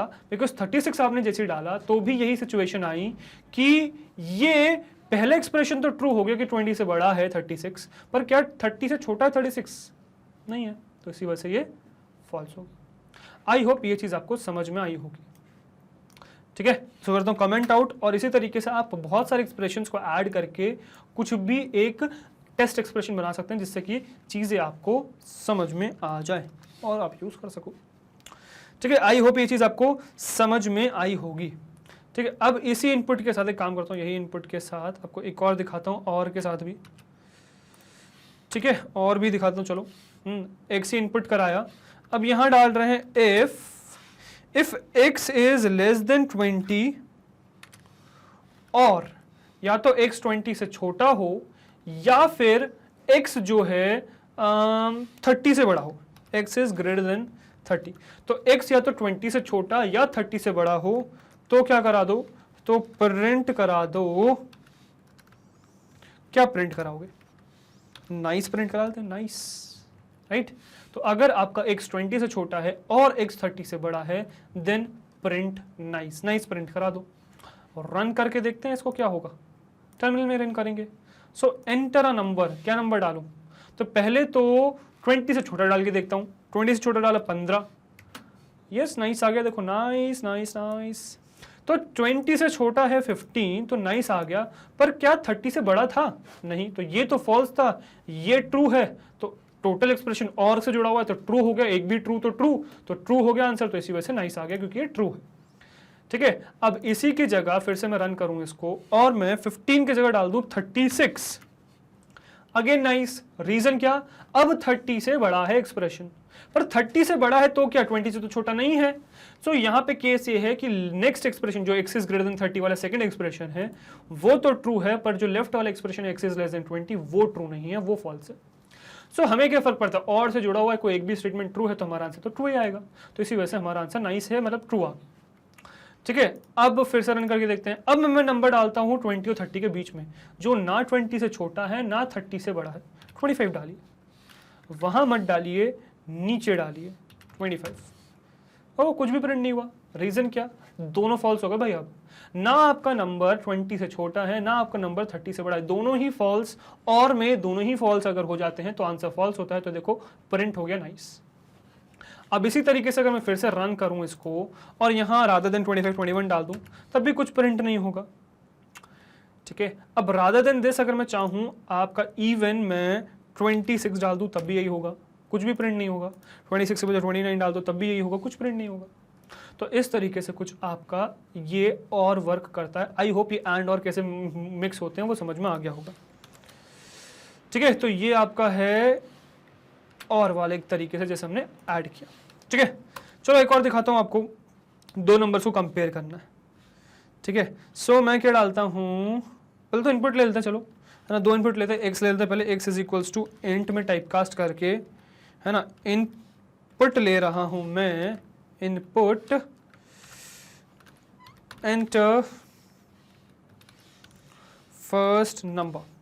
ठीक है, enter first number backslash n, बहुत सही। अब इसको ही कॉपी करके पेस्ट करूंगा, एंटर सेकेंड नंबर, उसको y कर दूंगा, तो सेकेंड नंबर इनपुट कर लीजिए। ठीक है, अब चेक करिए, if x is greater than y, then क्या करो, देन प्रिंट ही करा दो कि क्या है आपका भाई x ग्रेटर देन y है, तो x comma greater than comma y, x y से बड़ा है, और यहाँ स्पेस डाल दो ताकि स्पेस आ जाए भाई। ठीक है, तो x is greater than y तब प्रिंट हो जाएगा। देखते हैं भाई क्या होगा, इसको रन करते हैं। रन क्या, फर्स्ट नंबर मांग रहा है तो 25 डाल दूं, वहां मत डालो यार, बार बार क्या हो रहा है, 25 डाल दूं। सेकंड नंबर मांग रहा है, सेकंड नंबर 30 डाल दें, हाँ कुछ भी प्रिंट नहीं हुआ। रीजन क्या भाई, x बड़ा ही नहीं है आपका 30 से, मतलब 25 बड़ा ही नहीं 30 से। फिर से रन करो, 30 डालो पहला नंबर, 20 डालो दूसरा number. Now what is this, 30 is greater than 20, right, 30 बड़ा है 20 से। एक और बार दिखाता हूँ, चलो इसको पहले क्लियर कर लेते हैं। फिर से रन कराता हूँ और मैंने डाला अब 90 फर्स्ट नंबर और 10, तो 90 is greater than, sorry 90 greater than नहीं, 90 is greater than y. Clear करता हूँ, फिर से रन करके दिखाता हूँ। यहाँ पर स्टेटमेंट गलत नहीं पसंद मुझे, 100 और 50, सो 100 इज ग्रेटर देन 50। ठीक है, आई होप ये चीज़ आपको समझ में आ गई होगी कि कैसे काम कर रहा है आपका ये सब कुछ, राइट। तो इस तरीके से आप इफ़ फिर से यूज़ कर सकते हो। तो यार इफ़ जो है जान है गाइस प्रोग्रामिंग की, अब क्या नहीं कर सकते। अब आपको मैंने एक बहुत अच्छा टूल पकड़ा दिया हाथों में, अब इससे एक्सपेरिमेंट करो और करो एक्सप्लोर चीज़ों को। ठीक है, मैं एक काम करता हूँ, यही इनपुट वापस से ले लेता हूँ, है ना, यही इनपुट वापस से ले लेता हूँ और एक और दिखाता हूँ आपको। ठीक है, तो क्या करते हैं हम, इफ़ सपोज मैंने कहा if x is greater than 20 and y is less than equals to 10, then print क्या करोगे, ऑसम प्रिंट कर दो, then print awesome, you are awesome, everybody is awesome, right. चलो, so CLS, let's see what will happen. Enter the first number, let's say the first number is 50, okay, or enter the second number, let's say second number is 10. So first number आपका 50 से बड़ा है, second number आपका 10 या 10 से छोटा है, तो 10 के बराबर ही है मैंने डाला, तो इस वजह से ऑसम प्रिंट हो गया। एंड है, एंड मतलब दोनों ही ट्रू होने चाहिए, दोनों ट्रू हैं तो हमारा ऑसम प्रिंट हो गया।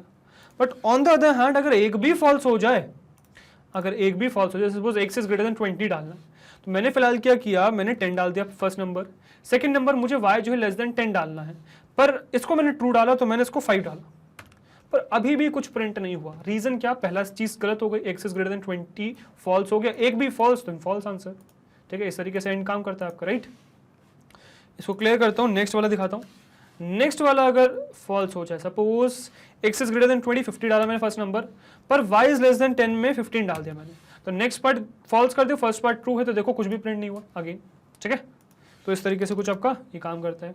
नेक्स्ट दिखाता हूँ एक और, चलो फर्स्ट नंबर, अब दोनों ही फॉल्स डाल देते हैं, तो 15 जो x से बड़ा नहीं है, सॉरी 20 से बड़ा नहीं है, और नेक्स्ट फिर से 15 जो अगेन 10 से छोटा नहीं है, देन फिर से कुछ प्रिंट नहीं हुआ। ठीक है, अब एक बार फिर से आपको दोनों ही कंडीशन सेटिस्फाई करते हुए दिखाता हूं मैं कि अगर सपोज मैं लिखूं 20 से बड़ा तो 21 और y से छोटा, सॉरी 10 से छोटा मतलब 5, तो देखो ऑसम प्रिंट हो गया, दोनों ही अगर ट्रू है तो वो ऑसम प्रिंट हो गया। इस तरीके से आप अलग अलग एक्सप्रेशंस में अलग अलग वेरिएबल्स को भी कंपेयर करके डाल सकते हो इफ के अंदर। तो टेस्ट एक्सप्रेशन तो यार गाइस, जैसे हमने ऑपरेशंस में पढ़ा है ना, ऑपरेटर्स बहुत सारे पढ़े हैं, उसमें हम अलग अलग तरीके से चीज़ों को ऐड मतलब क्लब कर सकते हैं, अलग अलग ऑपरेशंस परफॉर्म कर सकते हैं। वो अलग अलग ऑपरेशंस परफॉर्म करने के बाद अगर आंसर ट्रू आ रहा है देन ये इफ के अंदर चीज चलेगी, अगर फॉल्स आ रहा है तो ये अंदर की चीज नहीं चलेगी। आई होप ये चीज आपको समझ में आ गया होगा। ठीक है, तो यार ये था आपका कुछ इफ स्टेटमेंट। ठीक है, अब क्या करता हूं मैं इसको कमेंट आउट कर देता हूं और यहां से स्क्रीन भी क्लियर कर देता हूं। ठीक है, अब क्या करें नेक्स्ट। अब नेक्स्ट मैं आपको ये दिखाता हूं कि भाई हमेशा जरूरी नहीं है, मतलब इंडेंटेशन का रोल दिखाता हूं। चलो आपको, तो सपोज मैंने डाला x इज इक्वल्स टू 20, एक number x is 20। Now if, ये फिर एक काम करते हैं, इनपुट ही ले लेते हैं। ठीक है, इसको इनपुट ही लेते हैं,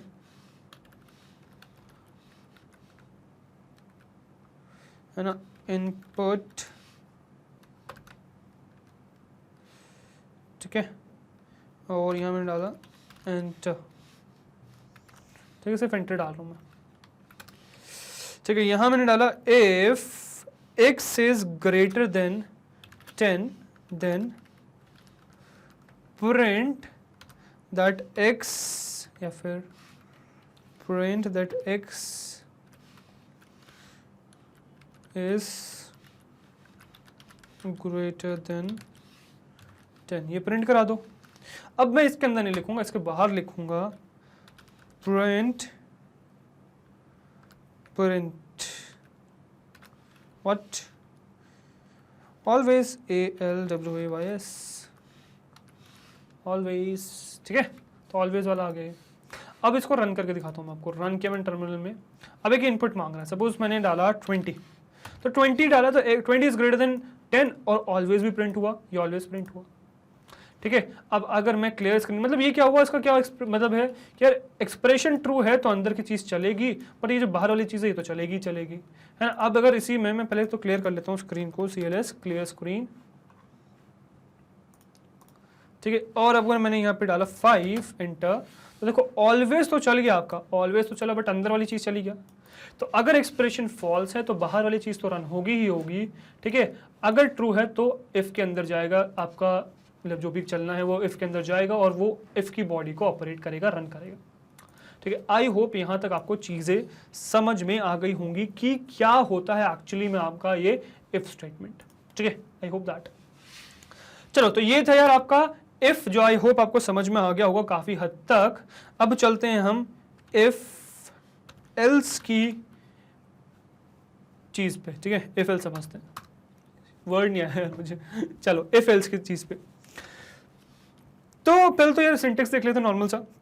इफ डालते हैं, ठीक है, कंडीशन डालते हैं, कॉलन लगाते हैं, एंटर मारते हैं तो आपकी स्पेसिंग आ जाती है। यहाँ डालते हो स्टेटमेंट्स, जो भी आपको स्टेटमेंट डालना है वो स्टेटमेंट आप यहाँ डाल सकते हो।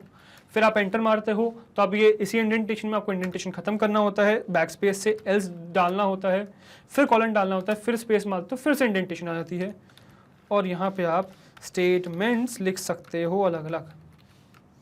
ठीक है, आई होप ये चीज आपको समझ में आ गई अब। ठीक है, अब ये तो आपका इफ एल्स का है ही आपका, है ना, क्राइटेरिया कैसे चलता है। अब हमें ये देखना है कि अगर इफ की कंडीशन ट्रू है तो ये स्टेटमेंट चलेगा, अगर नहीं है तो नहीं चलेगा, अगर फॉल्स है तो एल्स चलेगा। ठीक है, तो यहां क्या करता हूं, यहां मैं डालता हूं प्रिंट इफ इज वर्किंग। ठीक है, और यहां मैं डालता हूं प्रिंट एल्स इज वर्किंग। ठीक है, और इसके नीचे डालता हूं वही ऑलवेज वाला स्टेटमेंट, प्रिंट ALWAYS। ठीक है, सो ऑलवेज। अब इसको देखते हैं, पहले कंडीशन तो डाली ही नहीं यार, तो कंडीशन फिलहाल मैं कर देता हूं ट्रू। अगर कंडीशन में ट्रू करता हूं तो व्हाट डू यू थिंक क्या चलना चाहिए। ठीक है, अब देखो विजुअल स्टूडियो की, सॉरी VS कोड की ब्यूटी देखो, इसको इसने डिम कर दिया, डिम ये दिखा रहा है कि ये फॉल्स है, मतलब एल्स वाला पार्ट है फॉल्स है। ठीक है, अगर मैं इसको फॉल्स करूंगा तो ये हो जाएगा। ठीक है, दिखाऊंगा। फिलहाल पहले इसे रन करके देखते हैं क्या आंसर आएगा। सी, ओके ये अटक गया, ओके आ गया। एक काम करते हैं CLS करते हैं और फिर रन करता हूँ। Okay, so if is working, true है, अगर कंडीशन ट्रू है तो आपका इफ चलेगा जैसे अभी चला। व्हाट इफ अगर मैं इसका आंसर ट्रू के जगह, पहले इसको कमेंट आउट करता हूँ, है ना, फिर आगे दिखाऊंगा आपको ये चीज। व्हाट इफ अगर मैं इसको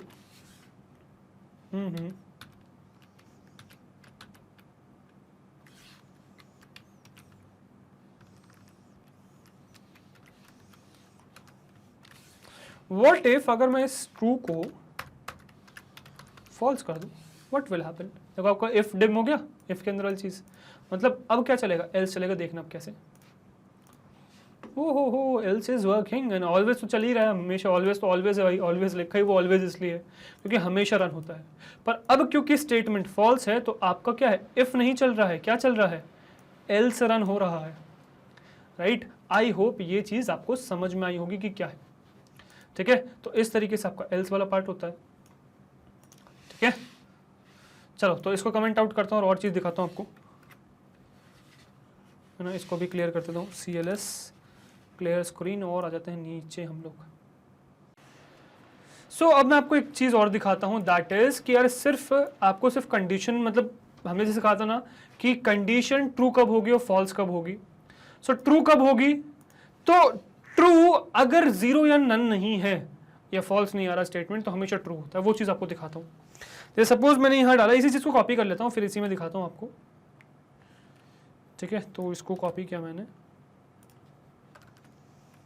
ठीक है, इसको कमेंट आउट कर दिया, और अब मैं ये कहना चाह रहा हूँ कि यार अगर ये फॉल्स की जगह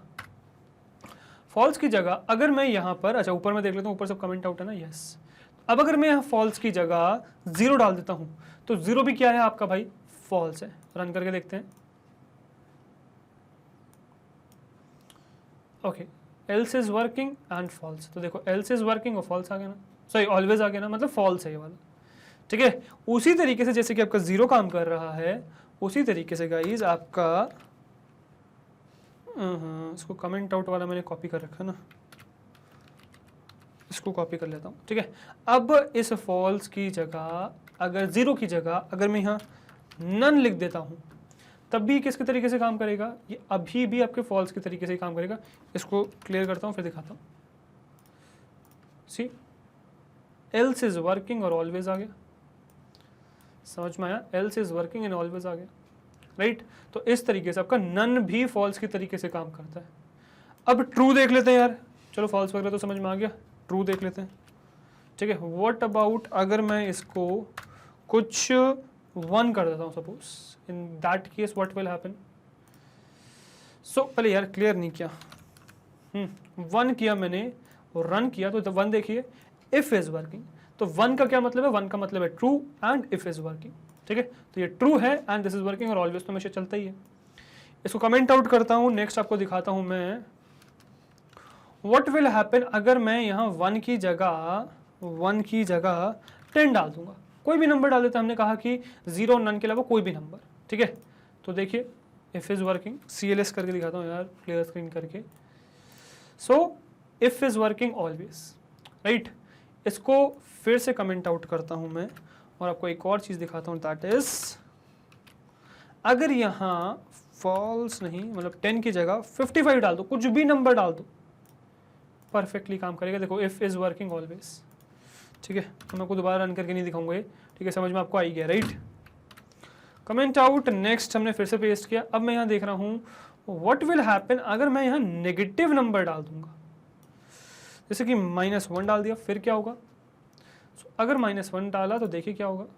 so if is working always, मतलब -1 भी आपका ट्रू माना जा रहा है। व्हाट इफ अगर मैं यहाँ पे आपको फॉल्स की जगह, मतलब -1 की जगह -55 डाल देता हूँ, देन व्हाट विल हैपन। अभी पहले क्लियर करता हूँ, देन व्हाट विल हैपन। देखो if is working in always, so -55 भी क्या है आपका एल्स है, सॉरी इफ है, इफ के अंदर वाली true condition, right. I hope यहाँ तक आपको इफ एल्स का पूरा काम समझ में आ गया होगा कि 0 नन और फॉल्स को छोड़ के, या 0 और नन फॉल्स होता है आपका, 0 और नन फॉल्स होता है, उसके अलावा जितने भी नंबर्स हैं सब ट्रू है, ठीक है।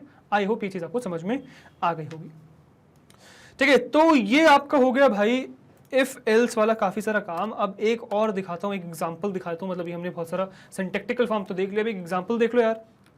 तो सपोज एक इनपुट ले लेता हूँ, x is equals to int में टाइप कास्ट कर देता हूँ, ठीक है, इनपुट, और यहां मैंने डाला एंटर योर एज, और यहां मैंने डाला \n। तो अपने एज एंटर कर दो भाई, ठीक है। मैंने फिर कहा कि इफ ये जो आपकी एज है ये बड़ी है या बराबर है 18 के, तो क्या करो भाई, तो प्रिंट कर दो, व्हाट प्रिंट कर दो, प्रिंट कर दो congratulations, congratulations,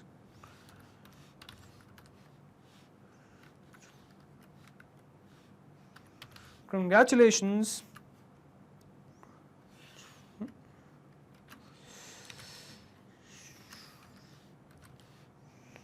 you can vote, ठीक है। तो आप वोट कर सकते हो, बट अगर आप नहीं हो 18 से ज्यादा, देन एल्स प्रिंट कर दो, क्या प्रिंट कर दो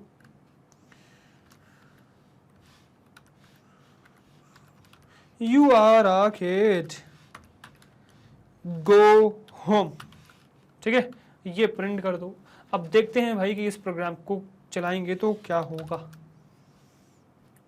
पहले ये अटक तो जाए चलो सही है। नेक्स्ट इज टर्मिनल में रन कर रहे हैं, enter your age, what is your age. So let suppose my age is, मैं रैंडमली डाल रहा हूँ, ठीक है, 30, enter.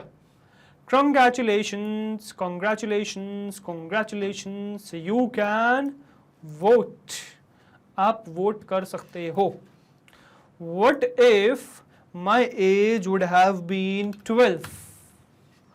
You are a good boy, go home. Let me clear this. Now what about if my age is 18? Congratulations, congratulations, you can vote. What if my age is 60? ठीक है, enter, congratulations, you can vote. तो इस तरीके से भाई हमने एक system बना दिया जिसमें हमें पता चल जाएगा कि कौन वोट कर सकता है, कौन नहीं कर सकता है, सिर्फ इफ एल्स को यूज करके। गाइस इफ एल्स बहुत इंपॉर्टेंट है, बहुत ज़्यादा कंसेप्चुअली इंपॉर्टेंट है, बहुत ज़्यादा काम आता है आगे, ठीक है। तो इसको बहुत ध्यान से समझिएगा। चलो ये आपका हो गया इफ एल्स वाला पार्ट भी। अब नेक्स्ट चलते हैं, नेक्स्ट आगे बढ़ते हैं इफ, एलिफ और एल्स वाले पार्ट पे। इफ तो आया नहीं यार, इफ एलिफ एल्स वाले पार्ट पे, ठीक है। अब हम कह रहे हैं इफ, पहले सिंटेक्स देख लेते हैं। इफ कंडीशन कॉलन, एंटर मारोगे, नेक्स्ट इंडेंटेशन में आ जाओगे, यहां डाल दोगे आप स्टेटमेंट्स,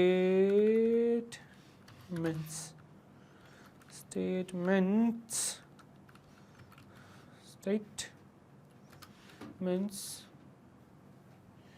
और यहाँ पे आप डाल दोगे एलिफ, एलिफ देखो कीवर्ड है, अगेन डालोगे कंडीशन, फिर स्टेटमेंट्स,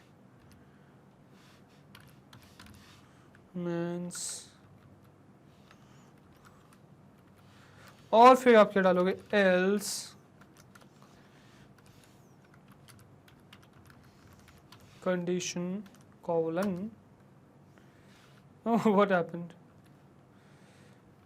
ये कुछ वो है क्या? अच्छा, एल्स के बाद का ही कंडीशन डाला भाई हमने, y y y statement statements, ठीक है। तो ये भाई आपका सिंटेक्स है, इफ कंडीशन कॉलन फिर स्टेटमेंट्स, ये इंडेंटेड है, फिर एलिफ कंडीशन कॉलन फिर स्टेटमेंट्स, फिर इंडेंटेड है, एल्स कॉलन और एंटर, इंडेंटेड है स्टेटमेंट्स, ठीक है। अब यहाँ जो मैं कंडीशन डालूंगा वो इफ चेक करेगा, अगर ये फॉल्स, अगर ट्रू हुआ तो इसका स्टेटमेंट चल जाएगा, अगर फॉल्स हुआ तो एलिफ पे पहुंच जाएंगे, फिर एलिफ की कंडीशन चेक करी जाएगी, अगर एलिफ की कंडीशन ट्रू है अगर तो एलिफ का चीज़ चलेगी, ठीक है, और अगर ये भी फॉल्स हो गए तो एल्स पे आ जाएंगे, एल्स की स्टेटमेंट चलेगी। तो फटाफट पहले तो यहाँ पे मैं स्टेटमेंट्स को रिप्लेस मार देता हूँ प्रिंट से। सो यहाँ पे इफ इज वर्किंग, वर्किंग नहीं, इफ इज वर्किंग, यहाँ देखते हैं प्रिंट एलिफ इज वर्किंग,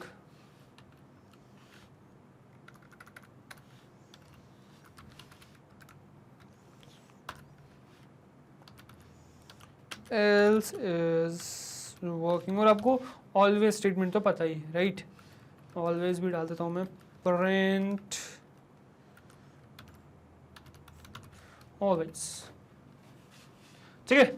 अब हम क्या करेंगे, कंडीशन डालेंगे भाई, कंडीशन क्या डाल दें, कंडीशन डाल देते हैं पहले यहाँ पे ट्रू, ठीक है, और यहाँ फिलहाल मैं फॉल्स डालता हूँ, ठीक है, यहाँ फिलहाल मैं फॉल्स डालता हूँ, बट आपको आगे दिखाऊंगा कि क्या होता है। यहाँ फिलहाल मैंने फॉल्स डाला, ठीक है। तो डेफिनेटली जब आप इसको रन करोगे तो क्या होगा, ये रन हो जाएगा, और आउटपुट क्या आएगा, देखो आउटपुट आया if is working and always, तो इफ आ गया और आपका इफ चल गया, ठीक है। अभी भी ये ट्रू है, बट मैंने क्या किया, इसको चेंज कर दिया, इसको कर दिया मैंने, इसको भी कर दिया ट्रू। अब क्या होगा भाई, ये भी ट्रू, ये भी ट्रू, क्या दोनों चलेंगे, इफ और एलिफ दोनों वर्किंग कंडीशन में आ जाएंगे क्या? So the answer is no, दोनों नहीं चलेंगे, आपका क्या होगा, इफ ही चलेगा, बिकॉज सबसे पहले ऊपर से चलना शुरू होगा, ठीक है, ऊपर से चलना शुरू होगा, और जैसे ही ट्रू मिलेगी वो रन हो जाएगा, और फिर उस लैडर से बाहर आ जाएगी, जो कंडीशन मतलब जो चल रहा है वो उससे बाहर आ जाएगा, उस लैडर से, ठीक है। सो इसीलिए आप हमेशा क्या करिएगा, जो आपकी हाई प्रायोरिटी वाली चीज है वो हमेशा ऊपर रखिएगा, और फिर लो प्रायोरिटी वाली नीचे रखिएगा। अब ये जब भी ट्रू है तो यही चलेगा, भले ही आपने नीचे कुछ भी लिख रखा हो, अगर ऊपर वाला इफ ट्रू है तो वही चलेगा हमेशा, ठीक है। बट व्हाट इफ अगर ये फॉल्स हो जाए, अगर ये फॉल्स हो जाए तो अब इफ आपका नहीं चलेगा, देन नेक्स्ट आ जाएंगे और फिर इस कंडीशन को चेक करेंगे कि यार ट्रू है कि फॉल्स है। ट्रू है तो ये डेफिनेटली एलिफ चल जाएगा, दिखाता हूं, देखो अब ऊपर वाला फॉल्स है, एलिफ वाला ट्रू है, तो देखो क्या हो गया, elif is working always. So if false है तो ये नहीं चला, एलिफ पे आए, एलिफ की कंडीशन चेक करी, यस ये ट्रू निकली तो ये रन हो गया। अब आप चाहें यार जितना मर्जी आप एलिफ लगा लो, पता है जितना मर्जी, इसको मैं कहता हूँ एलिफ 1 इज वर्किंग। अब यहाँ मैं डाल देता हूँ एक और एलिफ, एल इफ, अब जितना मर्जी एलिफ डाल दो, है ना, और यहाँ मैं डाल देता हूँ अभी फिलहाल सपोज फॉल्स, फॉल्स है ना, यहाँ पे चेक कर रहे हैं अपन, और यहाँ मैंने डाल दिया print L if 2 is working, ठीक है, elif 2 is working, let's see what will happen, ठीक है, एलिफ 2 इज वर्किंग। अब ये फॉल्स है बट तब भी क्या होगा, एलिफ 1 ही रन होगा, देखो एलिफ 1 इज वर्किंग, तो एलिफ 1 ही आया आपका, ठीक है। बट व्हाट इफ अगर पहला वाला तो फॉल्स है आपका, मतलब पहला वाला एलिफ भी फॉल्स हो जाए, तो फिर क्या होगा, जैसे आपकी ऊपर की कंडीशन फॉल्स होती जाएंगे तो नीचे आ जाएंगे, आप नीचे आ गए, नीचे वाली कंडीशन देखा, नीचे वाले अभी भी फॉल्स है, तो बट इसको मैं कर देता हूँ ट्रू, ठीक है, ट्रू किया, तो अब आप देखिए क्या होगा, तो elif2 इज वर्किंग आ गया, तो elif2 चलने लग गया। अब ऐसे कितने मर्जी, अब जितने मर्जी चाहे elif लगा लो, ठीक है, कोई प्रॉब्लम नहीं है, अब जितने मर्जी चाहे elif लगा सकते हैं। तो इस तरीके से आपका elif रन हो गया, अब elif true आ गया। अब मुझे अगर चाहिए कि मैं मतलब ये elif ना चले तो इसको कर देता हूँ false, तो अगर मैं इसको कर दूंगा false तो देखिए क्या आएगा, अगर मैंने इसको उठा के कर दिया false देन आपका else वाला पार्ट आ गया कि else इज वर्किंग। तो जब सारी कंडीशंस चेक हो जाएंगी ये समझ में आ जाएगा नहीं भाई कोई भी कंडीशन ट्रू नहीं है, देन आपका क्या होगा, else वाला पार्ट रन होगा। ठीक है, आई होप कि आपको यहाँ तक चीज़ें समझ में आ गई होंगी कैसे इफ elif और else वाली चीज़ें चलती हैं। आई होप दैट अब समझ में आ गई, सिंटैक्टिकली तो चीज़ें समझ में आ ही गई हैं। तो फटाफट चलते हैं एग्जांपल देख लेते हैं। तो सपोज मैं एक वेरिएबल इनपुट कर देता हूँ, इंट पे टाइपकास्ट भी कर देता हूँ, ठीक है, और ये आपका एक्चुअली में प्रोग्राम रहेगा इवन ऑड चेक करने का, मतलब आप इसकी मदद से इवन ऑड चेक कर पाओगे। ठीक है, तो मैं कहता हूँ भाई एंटर अ नंबर, ठीक है, कॉलन और \n, ठीक है, कर दो भाई एंटर एक नंबर। और फिर हम कह रहे हैं if x is less then 0, अगर कोई नंबर 0 से छोटा है देन क्या कहेंगे, print invalid number. Invalid number डाल दिया हमने, मतलब छोटा या फिर नेगेटिव नंबर डालते हैं, इनवैलिड भी नंबर नहीं, number is negative, number is negative, है ना। हम इवन ऑड चेक करना चाह रहे हैं फिलहाल, ठीक है, तो नंबर इज नेगेटिव, या इसको पूरा ही टाइप कर देता हूं, नंबर इज नेगेटिव, है ना। Elif your x modulo 2 is equals to 0। अब इसको समझिएगा गाइस, ये x मॉड्यूलो 2 क्या है। तो x मॉड्यूलो 2 क्या देगा भाई, आपको देगा रिमाइंडर, ठीक है। x मॉड्यूलो 2 क्या देता है, मॉड्यूलो ऑपरेटर क्या करता है, रिमाइंडर देता है। x मॉड्यूलो 2 क्या देगा, रिमाइंडर। हम यहाँ क्या लिखना चाह रहे हैं कि अगर आपका रिमाइंडर इक्वल हो जाए 0 के, मतलब आपने किसी एक नंबर को दूसरे नंबर से डिवाइड किया, अगर रिमाइंडर 0 हो जाए देन कुछ करो।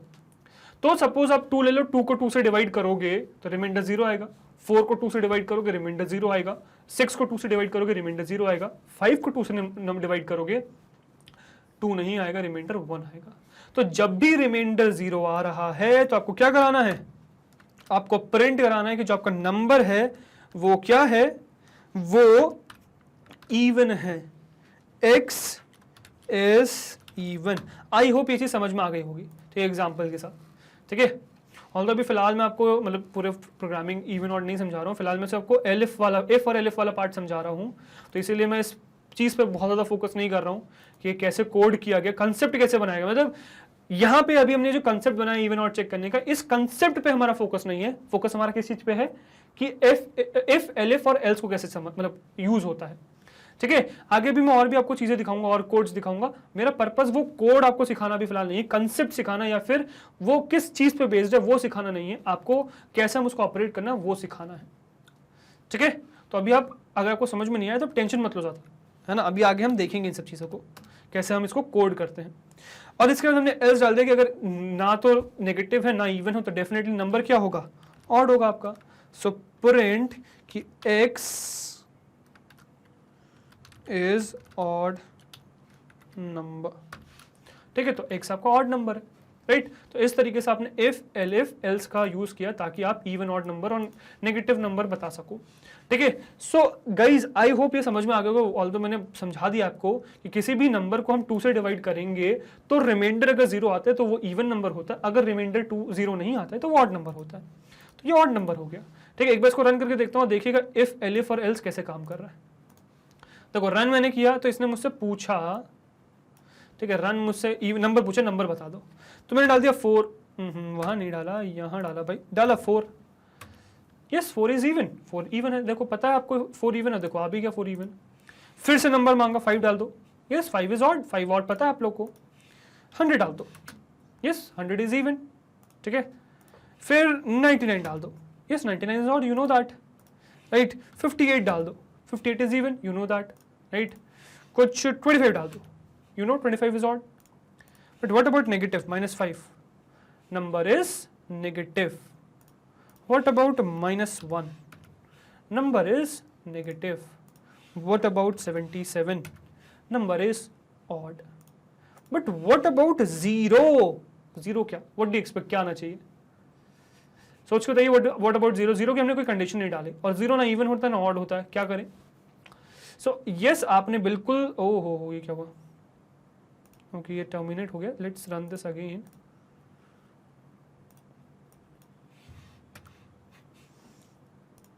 अगर मैंने यहाँ 0 डाला, what do expect? 0 is even, क्योंकि 0 को जब हम 2 से डिवाइड करेंगे, 2 से जब हम 0 को डिवाइड करेंगे तो रिमाइंडर 0 ही आएगा, तो 0 को भी ये इवन बना देगा। तो हमें क्या करना है, हमें यहाँ पे सिचुएशन इस तरीके से लेनी है कि आपका वो 0 कंसिडर ना करे। तो हमें यहाँ क्या डालना पड़ेगा? And x is not equals to 0। तो अगर x 0 के बराबर हो जाए तो इवन नहीं है, तो x आपका 0 के बराबर नहीं होना चाहिए। और एक और कंडीशन डाल देते हैं LF में क्या कि अगर आपका x बराबर हो जाए 0 के, तो यहां डाल दो print the number entered is 0। The number entered is 0। अब देखना कैसे आपका मल्टीपल एलिफ्स काम करेंगे। ठीक है, देखो अब मैंने यहाँ 0 डाला, वहां नहीं डाला भाई, यहाँ डाला, यहाँ 0 डाला, व्हाट डू एक्सपेक्ट? क्या आना चाहिए? तो अब आपका आ जाएगा द नंबर एंटर्ड इज 0। ठीक है, तो इस तरीके से कुछ आपका इफ एलिफ और एल्स वाला पार्ट काम करता है। अभी अगर आपको ये जो कंसेप्ट है कि कैसे आपने सर ऑड इवन बना दिया, ठीक है, वो अगर समझ में आया तो ज्यादा टेंशन लेने वाली आपको बात नहीं है। ठीक है, अभी हम एल्गोरिथम, मतलब मैं अभी आपको बोर्ड पे ही नहीं समझा रहा हूँ कि कैसे ये प्रोग्राम बना, जब वो समझाऊंगा तो ये डेफिनेटली समझ में आ जाएगा। तो अभी आपको इस चीज़ की टेंशन नहीं लेनी, अभी आपको टेंशन लेनी है अगर आपको इफ एलिफ और एल्स वाली चीज़ समझ में नहीं है, ठीक है, तो मुझे बताइए कमेंट सेक्शन में कि सर ये समझ में नहीं है। ठीक है, चलो आई, वैसे तो मैं ये होप करता हूँ कि आपको ये समझ में आ गया होगा, मतलब मैंने समझा दिया है वैसे तो आपको, ठीक है, कि ये कैसे आपका चल रहा है प्रोग्राम, राइट। आई एक्सपेक्ट कि आपको समझ में आ गया होगा, बट नहीं आया तो टेंशन मत लो। ठीक है, मेरा टारगेट अभी वो समझाना नहीं है आपको। ठीक है, मेरा टारगेट अभी इफ एलिफ और एल समझाना है कैसे काम करते हैं, एंड आई होप कि वो समझ में आ गया होगा। ठीक है, आगे बढ़ते हैं और नेक्स्ट देखते हैं कि कैसे आपका नेस्टेड इफ काम करते हैं। पहले इसको कमेंट आउट कर देता हूं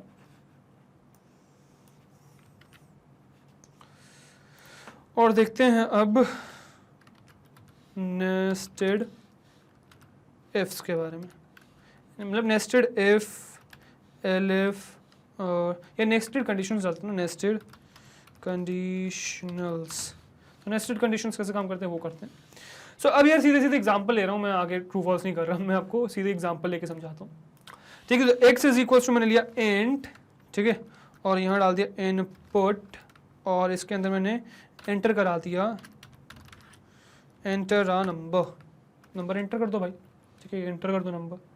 अब हम ये कह रहे हैं कि मतलब हम ये जो भी हम नेस्टेड कंडीशन बना रहा हूँ, हमें ये चेक करना है कि एक नंबर 6 से डिविजिबल है कि नहीं। तो 6 का डिविजिबिलिटी टेस्ट याद करिएगा गाइस। 6 का डिविजिबिलिटी टेस्ट क्या होता है? अब आप 6 का होगा सर, 6 का सीधे सीधे चेक कर लो ना, नंबर को 6 से डिवाइड करके। नहीं, हम डिविजिबिलिटी टेस्ट से चेक कर रहे हैं। मतलब हम क्या चेक कर रहे हैं? हम ये चेक कर रहे हैं कि एक नंबर 6 से कब डिविजिबल होगा, जब वो 2 से डिवाइड होगा और 3 से डिवाइड होगा। जब सेपरेटली 2 और 3 से डिवाइड होगा तब हम कहते हैं कि एक नंबर 6 से डिविजिबल है। वही हम चेक करना चाह रहे हैं। तो हम सबसे पहले चेक कर रहे हैं इफ x इज डिविजिबल। अब किसी से भी डिविजिबिलिटी चेक करनी है तो उससे रिमाइंडर 0 कर दो। तो इफ x मॉड्यूलो 2x, अब जैसे मैंने आपको बताया था ना गाइस कि मॉड्यूलो साइन बहुत ज्यादा यूज होगा, तो इफ x मॉड्यूलो 2 मतलब x को 2 से डिवाइड किया और रिमाइंडर आपका 0 आ गया, तो आप क्या कहोगे? चलो भैया 2 से डिविजिबल है, देन हम ये कह सकते हैं कि हाँ ये नंबर इवन तो है, 2 से डिविजिबल है तो इवन है। पर क्या ये नंबर आपका 6 से भी डिविजिबल है? तो उसके लिए आपको 3 से चेक करना पड़ेगा। अब वो कैसे करें? तो वो इस इफ के अंदर आने के बाद आप एक और इफ का यूज कर सकते हो और डाल सकते हो x modulo 3 is equals to 0। मतलब क्या आपका वही नंबर x 3 से भी डिविजिबल है? मतलब हम ये चेक करना चाह रहे हैं कि नंबर 2 से डिविजिबल है और फिर क्या नंबर आपका 3 से डिविजिबल है। अगर यस, दोनों ही अगर यस आ गए अंदर, तो एक काम करो कि क्या करा दो, तो प्रिंट करा दो क्या, ये कि जो नंबर है कि x comma is divisible bye 6। भाई आपका नंबर 6 से डिविजिबल है, ठीक है। तो अगर ऐसा हो कि नंबर 2 से भी, अब देखना 2 से डिवाइड हो रहा है, मतलब अगर ये कंडीशन ट्रू है तो इसके अंदर आ जाएगा, यहाँ पे आ जाओगे इंडेंटेशन में। अब अगर ये स्टेटमेंट ट्रू है तो आप अंदर आ जाओगे। तो ये स्टेटमेंट कब चलेगा? जब एक नंबर 2 और 3 दोनों से डिविजिबल होगा, तभी चलेगा ना। तब हम कहते हैं कि 6 से डिविजिबल होता है नंबर। बट व्हाट इफ कि अगर नंबर सिर्फ 2 से डिविजिबल है, 3 से डिविजिबल नहीं है, तो क्या करते हो? तो आप कुछ और कहोगे। तो अब यहाँ पे आ गया कि भाई अगर नंबर ये वाला पार्ट तो ट्रू है, मतलब 2 से तो डिविजिबल है, ठीक है, बट 3 से डिविजिबल नहीं है, तो क्या करोगे? तो यहां लिखोगे क्या? आप लिखोगे एल्स प्रिंट क्या? x is divisible by 2 but not by 6। तो नंबर 2 से तो डिविजिबल है बट 6 से डिविजिबल नहीं। आई होप पीछे समझ में आई होगी। ये ट्रू हुआ तो यहां अंदर आ गए। तो अब हम चेक कर रहे हैं क्या 3 से डिविजिबल है। तो 3 से अगर डिविजिबल है तो हम कहेंगे कि हाँ 6 से भी डिविजिबल है नंबर। अगर नहीं है तो हम कहेंगे कि यार 2 से तो डिविजिबल है नंबर बट 6 से नहीं है। बट व्हाट इफ कि अगर आपकी ये इफ वाली मतलब पहली कंडीशन ट्रू ना हो, 1 से मतलब 2 से डिविजिबल ही ना हो, फिर क्या करो भाई? तो यहां डाल दो एल्स प्रिंट कि जो नंबर है वो क्या है? Number is x is not even divisible by 2।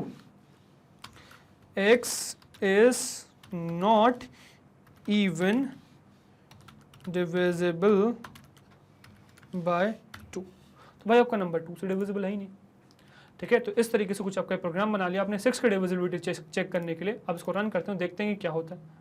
इसको मैं ऊपर करता हूँ तो रन हुआ। अब नंबर पूछ रहा है, नंबर बताओ। तो क्या करें? सबसे पहले कुछ चेक करते हैं, जैसे कि 4 चेक कर लेता हूँ। 4 ये 4 से नहीं, पहले 6 के डिविजिबल नंबर 6 ही देख लेते हैं। 6 से डिविजिबल है, यस देखो 6 इज डिविजिबल बाय 6, राइट। फिर से रन करेंगे, देखो, ठीक है। सो 12 इज डिविजिबल बाय 6, देखिए perfectly. 12 6 2 12 6 3 18 is divisible bye 6। 18 then 24 6 4 24, so 24 is divisible by 6। 6 5 is 30 is divisible by 6, right. समझ में आया? तो डिविजिबिलिटी आपके 6 से आ गई। अब नेक्स्ट आप करो फिर से, और है ना, अब हम चेक करेंगे वो नंबर जो 2 से तो डिविजिबल बट 6 से नहीं है। जैसे कि 16 देख लो, है ना। 16 number 16 is divisible by 2 but not by 6। 2 से तो है बट 6 से नहीं है। अब क्या करो? 8 देख लो, 8। So 8 is divisible by 2 but not by 6। फिर 10 देख लो, 10 is divisible by 2 but not by 6। Next आप क्या देख लो? 9 देख लो यार। 9 is not even divisible by 2। भाई 9 2 से भी डिविजिबल नहीं है। 9 छोड़ो, आप एक काम करो, 15 देख लो। 15 is not even divisible by 2। I hope यहां तक आपको भाई सारी चीजें समझ में आ गई होंगी कि कैसे आपका नेस्टेड इफ काम करता है, राइट। सो यार ये आपका मैंने एक क्वेश्चन बता दिया आपको, मतलब एक तरीका बता दिया। अगेन लॉजिक पे फोकस नहीं था। लॉजिक अगर नहीं समझ में आया, मतलब ये बनाया कैसे आपने सर लॉजिक, या फिर अगर ये भी है कि सर आपने जो बनाया वो समझ में आ गया बट ये बना कैसे रहे हो आप, तो लॉजिक में अगर दिक्कत हो गाइस टेंशन मत लीजिए। अभी हम प्रोग्रामिंग मतलब कोड का लॉजिक बनाना नहीं सीख रहे, हम पहले टूल्स गेन कर रहे हैं। टूल्स गेन कर रहे हैं कि क्या क्या टूल्स है हमारे पास, फिर हम इनके ऊपर ब्रशअप करेंगे और अलग अलग सिचुएशंस को यूज मतलब करेंगे ताकि हम प्रॉब्लम सॉल्व कर सकें अलग अलग, ठीक है। एंड आई होप कि ये वाला टूल आपको समझ में आ गया होगा, नेस्टेड इफ समझ में आ गया होगा, ठीक है। चलो नेक्स्ट आगे बढ़ते हैं फटाफट, और नेक्स्ट देखते हैं आपका शॉर्ट हैंड इफ देख लेते हैं भाई। Shorthand if again true false check करने पड़ेंगे, सीधे सीधे क्वेश्चन कराता हूं आपको, ठीक है। अब आपको सपोज 5 की डिविजिबिलिटी देखनी है, ठीक है। तो मैंने अगेन एक इनपुट ले लिया, x is equals to int, ठीक है। और मैंने क्या कहा कि भाई इनपुट भी तो दे दो मुझे, इनपुट है ना, और यहां डाल दिया मैंने एंटर नंबर कॉलन, और भाई यहां डाल दिया मैंने \n, ठीक है। Let's see what will happen here, ठीक है। Enter a number, input enter a number \n, ठीक है। बताओ भाई एंटर करो, बताओ क्या रहा, ठीक है। और क्या करो आप चेक कर लो, if x modulo 10 is equals to 5 अब देखो, अब ये लॉजिक कैसे बनाया ये देखो, है ना, पहले समझो कि भाई हम अभी फिलहाल 5 की डिविजिबिलिटी चेक कर रहे हैं, है ना। 5 की डिविजिबिलिटी क्या होती है, ये भी छोड़ दो, इसको हटा दो यहाँ से। तो हम 5 की डिविजिबिलिटी चेक कर रहे हैं। 5 की डिविजिबिलिटी क्या होती है, तो कोई भी नंबर अगर हमें ये कहना है कि भाई 5 से डिविजिबल है, तो हमें एक बहुत सिंपल सा रूल पता है कि वो नंबर 0 या 5 से एंड होना चाहिए, मतलब लास्ट में उसका 0 आना चाहिए, 5 आना चाहिए। अब हम ये कैसे पता करें कि किस नंबर के एंड में क्या आ रहा है, तो उसका तरीका देखते हैं। तो यार बहुत ध्यान से सुनिएगा, ठीक है। सपोज मैंने एक रैंडम कोई भी नंबर लिखा, ये है ना 1 2 5 6 9 8, इसको कमेंट आउट कर दिया, और आपको मैं यहां पूछ रहा हूं कि अगर मैंने इसको डिवाइड किया 10 से, तो यार आपको बहुत जल्दी से आंसर पता होना चाहिए। डिवाइड किया 10 से, तो आपको बहुत जल्दी से आंसर पता होना चाहिए कि भाई 10 से हम डिवाइड करते हैं तो एक डेसिमल लेफ्ट शिफ्ट जाता है। तो अगर मैं इसको 10 से डिवाइड करूंगा तो 8 अलग आ जाएगा, 9 तक आपका डिवाइड हो जाएगा, राइट। मतलब 1 2 5 6 9 आपका आंसर आ जाएगा, और ये 0.8, मतलब 10 से डिवाइड करोगे तो 1 2 5 6 9 0.8 आ जाएगा। अब वो 0.8 क्या रिप्रेजेंट करता है गाइस, 8 क्या रिप्रेजेंट करता है, वो रिमाइंडर करता है, नहीं करता। मतलब अगर मैं किसी भी नंबर को 10 से डिवाइड करूं तो किसी भी नंबर का लास्ट डिजिट मेरे पास आ जाएगा, नहीं आ जाएगा, ठीक है। बस हम वही लास्ट डिजिट लाने की कोशिश कर रहे हैं। नंबर अगर 10 से डिविजिबल है, मतलब डिवाइड कर रहे हो, तो लास्ट डिजिट आपका, मतलब लास्ट डिजिट आपके पास आ जाएगा। Just remember that, okay.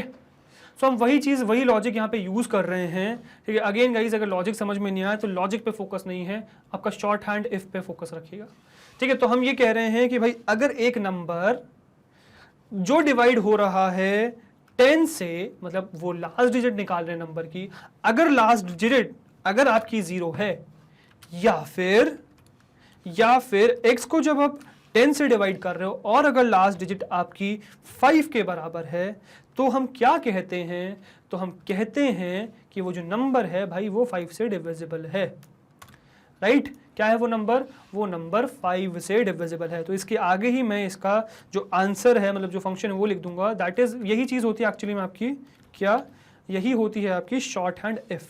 इसी के आगे मैं लिख दूंगा कि जब का x है भाई, x है वो है इज डिविजिबल बाय 5, वो नंबर आपका 5 से डिविजिबल है। आई होप आपको ये लॉजिक समझ में आ गया होगा। अगर लॉजिक समझ में नहीं आया तो गाइस टेंशन मत लीजिए, बार बार कह रहा हूं मैं, ध्यान अभी किस पे दो, ये सिंटेक्स पे दो। सिंटेक्स समझ में आ रहा है नहीं आ रहा, शॉर्ट हैंड इफ कैसे काम कर रहा है ये समझ में आ रहा है नहीं आ रहा, इस पे ध्यान दीजिए, ठीक है। तो ये मैंने अभी फिलहाल शॉर्ट हैंड इफ लिखा, इसको रन करके देखते हैं क्या आंसर आता है और कैसे करते हैं इन चीज़ों को। तो मैंने किया भाई इसको रन, तो मेरे पास पूछा है नंबर, क्या डाल दो भाई नंबर, तो नंबर मैं डाल देता हूँ सपोज फिलहाल 50, वहाँ नहीं यहाँ डालना है 50।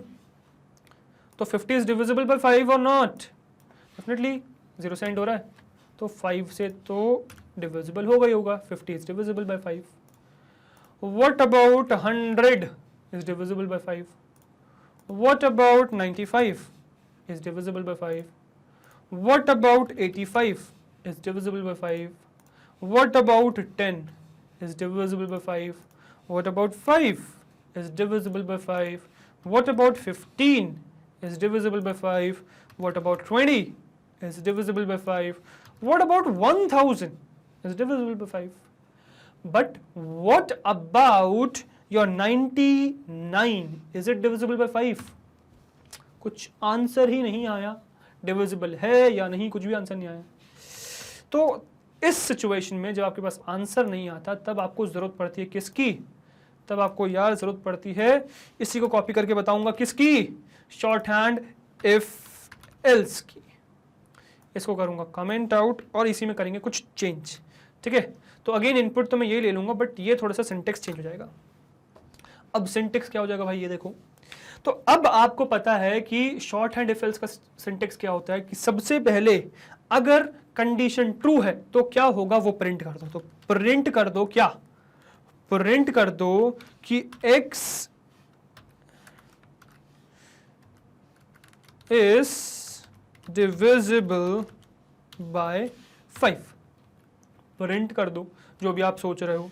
इसके आगे लगाओ इफ, इसके आगे लगाओ इफ, फिर डालो कंडीशन। तो कंडीशन क्या है भाई, x का रिमाइंडर, मतलब x को जब 10 से डिवाइड करते हो तो अगर रिमाइंडर 0 के बराबर है और या फिर अगर आपने x को डिवाइड किया 10 से तो आपका रिमाइंडर अगर 5 के बराबर है, देन ये प्रिंट कर दो तो आपका हो गया ना भाई।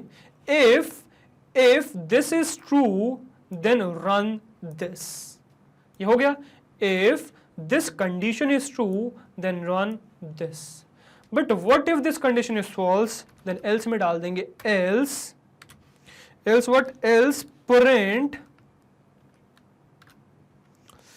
print what, print x is not at all divisible by 5। वो 5 से डिविजिबल नहीं है भाई, सिंपल सी बात। अब इसको रन करके दिखाता हूँ, देखो इसको बड़ा कर लेते हैं यार, ठीक है। एंटर नंबर क्या डाल दें, 5 डालते हैं पहले। 5 इज डिविजिबल बाय 5 डेफिनेटली। 10 डाल देते हैं, 10 इज डिविजिबल बाय 5 डेफिनेटली। 100 डाल देते हैं, 100 is divisible bye 5 definitely. But what about 99? Is 99 divisible by 5? So 99 is not at all divisible by 5. What about 88? 88 is not at all divisible by 5. What about 11? 11 is not at all divisible by 5. What about 61? Is not at all divisible by 5. What about 91? Is not at all divisible by 5. And I hope ये चीज़ आपको समझ में आ गई होगी, ठीक है। तो guys ये था आपका शॉर्ट हैंड इफ एल्स, और इसी के साथ हमारे 6 के 6 पार्ट्स कंप्लीट हो जाते हैं। That is if elif, sorry if else, then if elif else, then your if nested if, ठीक है।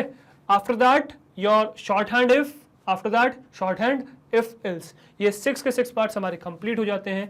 एंड आई होप कि ये 6 के 6 पार्ट्स आपको समझ में आए होंगे, ठीक है।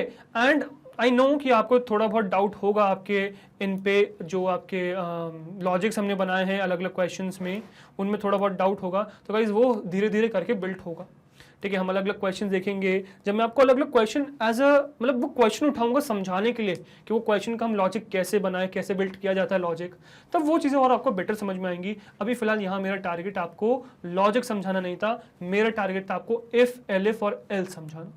एंड आई एक्सपेक्ट कि आपको वो पार्ट परफेक्टली समझ में आ गया होगा, ठीक है। अगर उस पार्ट में कुछ भी डाउट है तो डेफिनेटली मुझे कमेंट सेक्शन में मुझे पोस्ट करिए, मैं उसका आपको आंसर करूंगा, ठीक है। या फिर मेरी टीम आपको कोशिश करेगी आंसर करने की, ठीक है।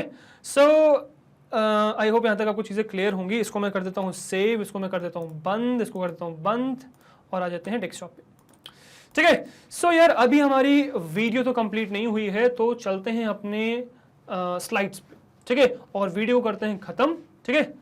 ओके गाइस, आई होप आपको परफेक्टली मतलब थियोरेटिकली और प्रैक्टिकली दोनों तरीके से कंडीशनल समझ में आ गए कि कैसे काम करते हैं कंडीशनल्स, ठीक है। समझ में आ गए हैं, so now it's your testing time. तो ये आपका होम असाइनमेंट का समय अब, ठीक है। अब वैसे तो यार बहुत सारे क्वेश्चंस बन सकते हैं आपके कंडीशनल्स पे, पर बहुत अच्छे क्वेश्चंस बन सकते हैं अगर मैं कंडीशनल्स और लूपिंग्स को मिलाऊंगा, इटरेटिव्स को मिला दूंगा, मतलब जो नेक्स्ट पार्ट है, ठीक है। तो उनको मिला के बहुत अच्छे क्वेश्चन आपको मैं दूंगा। अभी फिलहाल इस होम असाइनमेंट के लिए आपके पास 2 क्वेश्चन है 5-5 मार्क्स के, ठीक है। पहला क्वेश्चन है write a program, Python program to convert temperatures to and from Celsius Fahrenheit, ठीक है। तो सेल्सियस और फ़ारेनहाइट में आपस में टेम्परेचर कन्वर्जन करने का आपको एक प्रोग्राम बनाना है। डेफिनेटली यूजर से इनपुट लेना है और फिर बनाना है, ठीक है। यह फॉर्मूला मैंने मेंशन कर रखा है कि कैसे आप कन्वर्ट कर सकते हो सेल्सियस और फ़ारेनहाइट को, ठीक है। चलो क्वेश्चन 2 क्या है, write a Python program to check whether a triangle is possible और नॉट गिवन इट्स साइड्स, ठीक है। अब आपने पढ़ा हुआ है राइट कि अगर कोई भी एक ट्राइंगल बनना है, अगर मैं साइड्स पता है तो मैं बता सकता हूं कि वो ट्राइंगल पॉसिबल है कि नहीं। अगर किन्हीं भी 2 साइड्स का सम तीसरी से बड़ा है देन डेफिनेटली वो ट्राइंगल पॉसिबल है, ठीक है। Take 3 inputs from the users as length of sides 1, side 2 and side 3, मतलब 3 आपको यूजर से इनपुट लेना है साइड्स का और फिर उसके बेसिस पे जज करना है कि वो पॉसिबल है कि नहीं। Hint sum of, sorry okay ये मिस प्रिंट है भैया, this is sum, this is sum of length of any two sides of a triangle is always greater than the third side of the greater than the third side for the triangle to exist. So अगर triangle exist करवाना है तो किन्हीं भी दो sides का सम तीसरे से बड़ा होना चाहिए, राइट? तो इसका आप यूज करेंगे और मुझे बताएंगे कि क्या आप ये प्रोग्राम बना पाए नहीं बना पाए, ठीक है? 5 marks each, make them and tell me कि क्या रहा आपका, ठीक है? और गाइज जैसे आपको पता है कि यार हमारी एक वेबसाइट है दैट इज magnetbrains.com, तो गूगल पे टाइप करोगे magnetbrains.com, जो पहली वेबसाइट आएगी उस पर क्लिक करोगे तो यहाँ लैंड कर जाओगे, ये हमारा होम पेज है, ठीक है? अब आप जिस भी क्लास में हो, जो भी क्लास आपको पढ़नी है, यहाँ पे वो क्लास सिलेक्ट कर लीजिए। तो वो क्लास आपने जैसे सिलेक्ट करी, जैसे सपोज अभी आप फिलहाल क्लास 9 में, क्लास 9 पे क्लिक किया तो क्लास 9 के सारे कोर्सेज खुल जाएंगे जो मैग्नेटब्रेन्स आपको ऑफर कर रहा है। अब जो भी कोर्स आपको चाहिए उस पर क्लिक करो, एंजॉय करो। जैसे कि आप आर्टिफिशियल इंटेलिजेंस पे क्लिक कर लो, आर्टिफिशियल इंटेलिजेंस की पूरी प्लेलिस्ट ओपन हो जाएगी, सारे यूनिट्स ओपन हो जाएंगे। अब ये सारी यूनिट्स खुल गई, किसी भी एक यूनिट पे क्लिक करोगे तो आपके उसके जितने भी वीडियोस है सब खुल जाएंगे। किसी भी वीडियो पे क्लिक करोगे तो वीडियो प्ले हो जाएगा और उस वीडियो में सारे ऑप्शन होंगे, प्ले पॉज करने का, आगे पीछे करने का, स्पीड, वॉल्यूम सब कंट्रोल करने का आपके पास ऑप्शन रहेगा, ठीक है? तो वो सब आप यहाँ पे कर सकते हैं, एक्सेप्ट फॉर वन थिंग जो यहाँ पे नहीं है यूट्यूब के जैसा जहाँ पे है, that is your distraction. YouTube पे एड्स है ना डिस्ट्रैक्शन करने के लिए, यहाँ पे वो नहीं है। ये प्लेटफॉर्म हमने बनाए हैं आपके लिए है ताकि आप फोकस होकर पढ़ सको। और गाइस अगर मैं इस प्लेटफॉर्म पे ला रहा हूँ उसका मतलब ये नहीं कि पेड है, ये फ्री ऑफ कॉस्ट है। जैसे कि यूट्यूब पे वीडियोस फ्री ऑफ कॉस्ट है, यहाँ पर भी सारी वीडियोस फ्री ऑफ कॉस्ट है। एक बार इसको विजिट करिए और मुझे बताइए कि आपका एक्सपीरियंस कैसा रहा, ठीक है? कमेंट सेक्शन में मेरे साथ शेयर करिए। और गाइस अगर आपको हमारे एफर्ट्स अच्छे लग रहे हैं, आर्टिफिशियल इंटेलिजेंस की प्लेलिस्ट अच्छी लग रही है, अगर ये वीडियो अच्छा लगा सो हमारे साथ यानी कि मैग्नेटब्रेन्स के साथ बने रहिए, बिकॉज हम लाते हैं आपके लिए किंडरगार्टन से क्लास 12 तक हर कोर्स फ्री ऑफ कॉस्ट। हर कोर्स में हम आपके साथ हैं, सो वी एक्सपेक्ट आप भी हमारे साथ इसी तरीके से बने रहेंगे। मैं आपसे मिलता हूँ नेक्स्ट वीडियो में। Till then goodbye, thank you very much.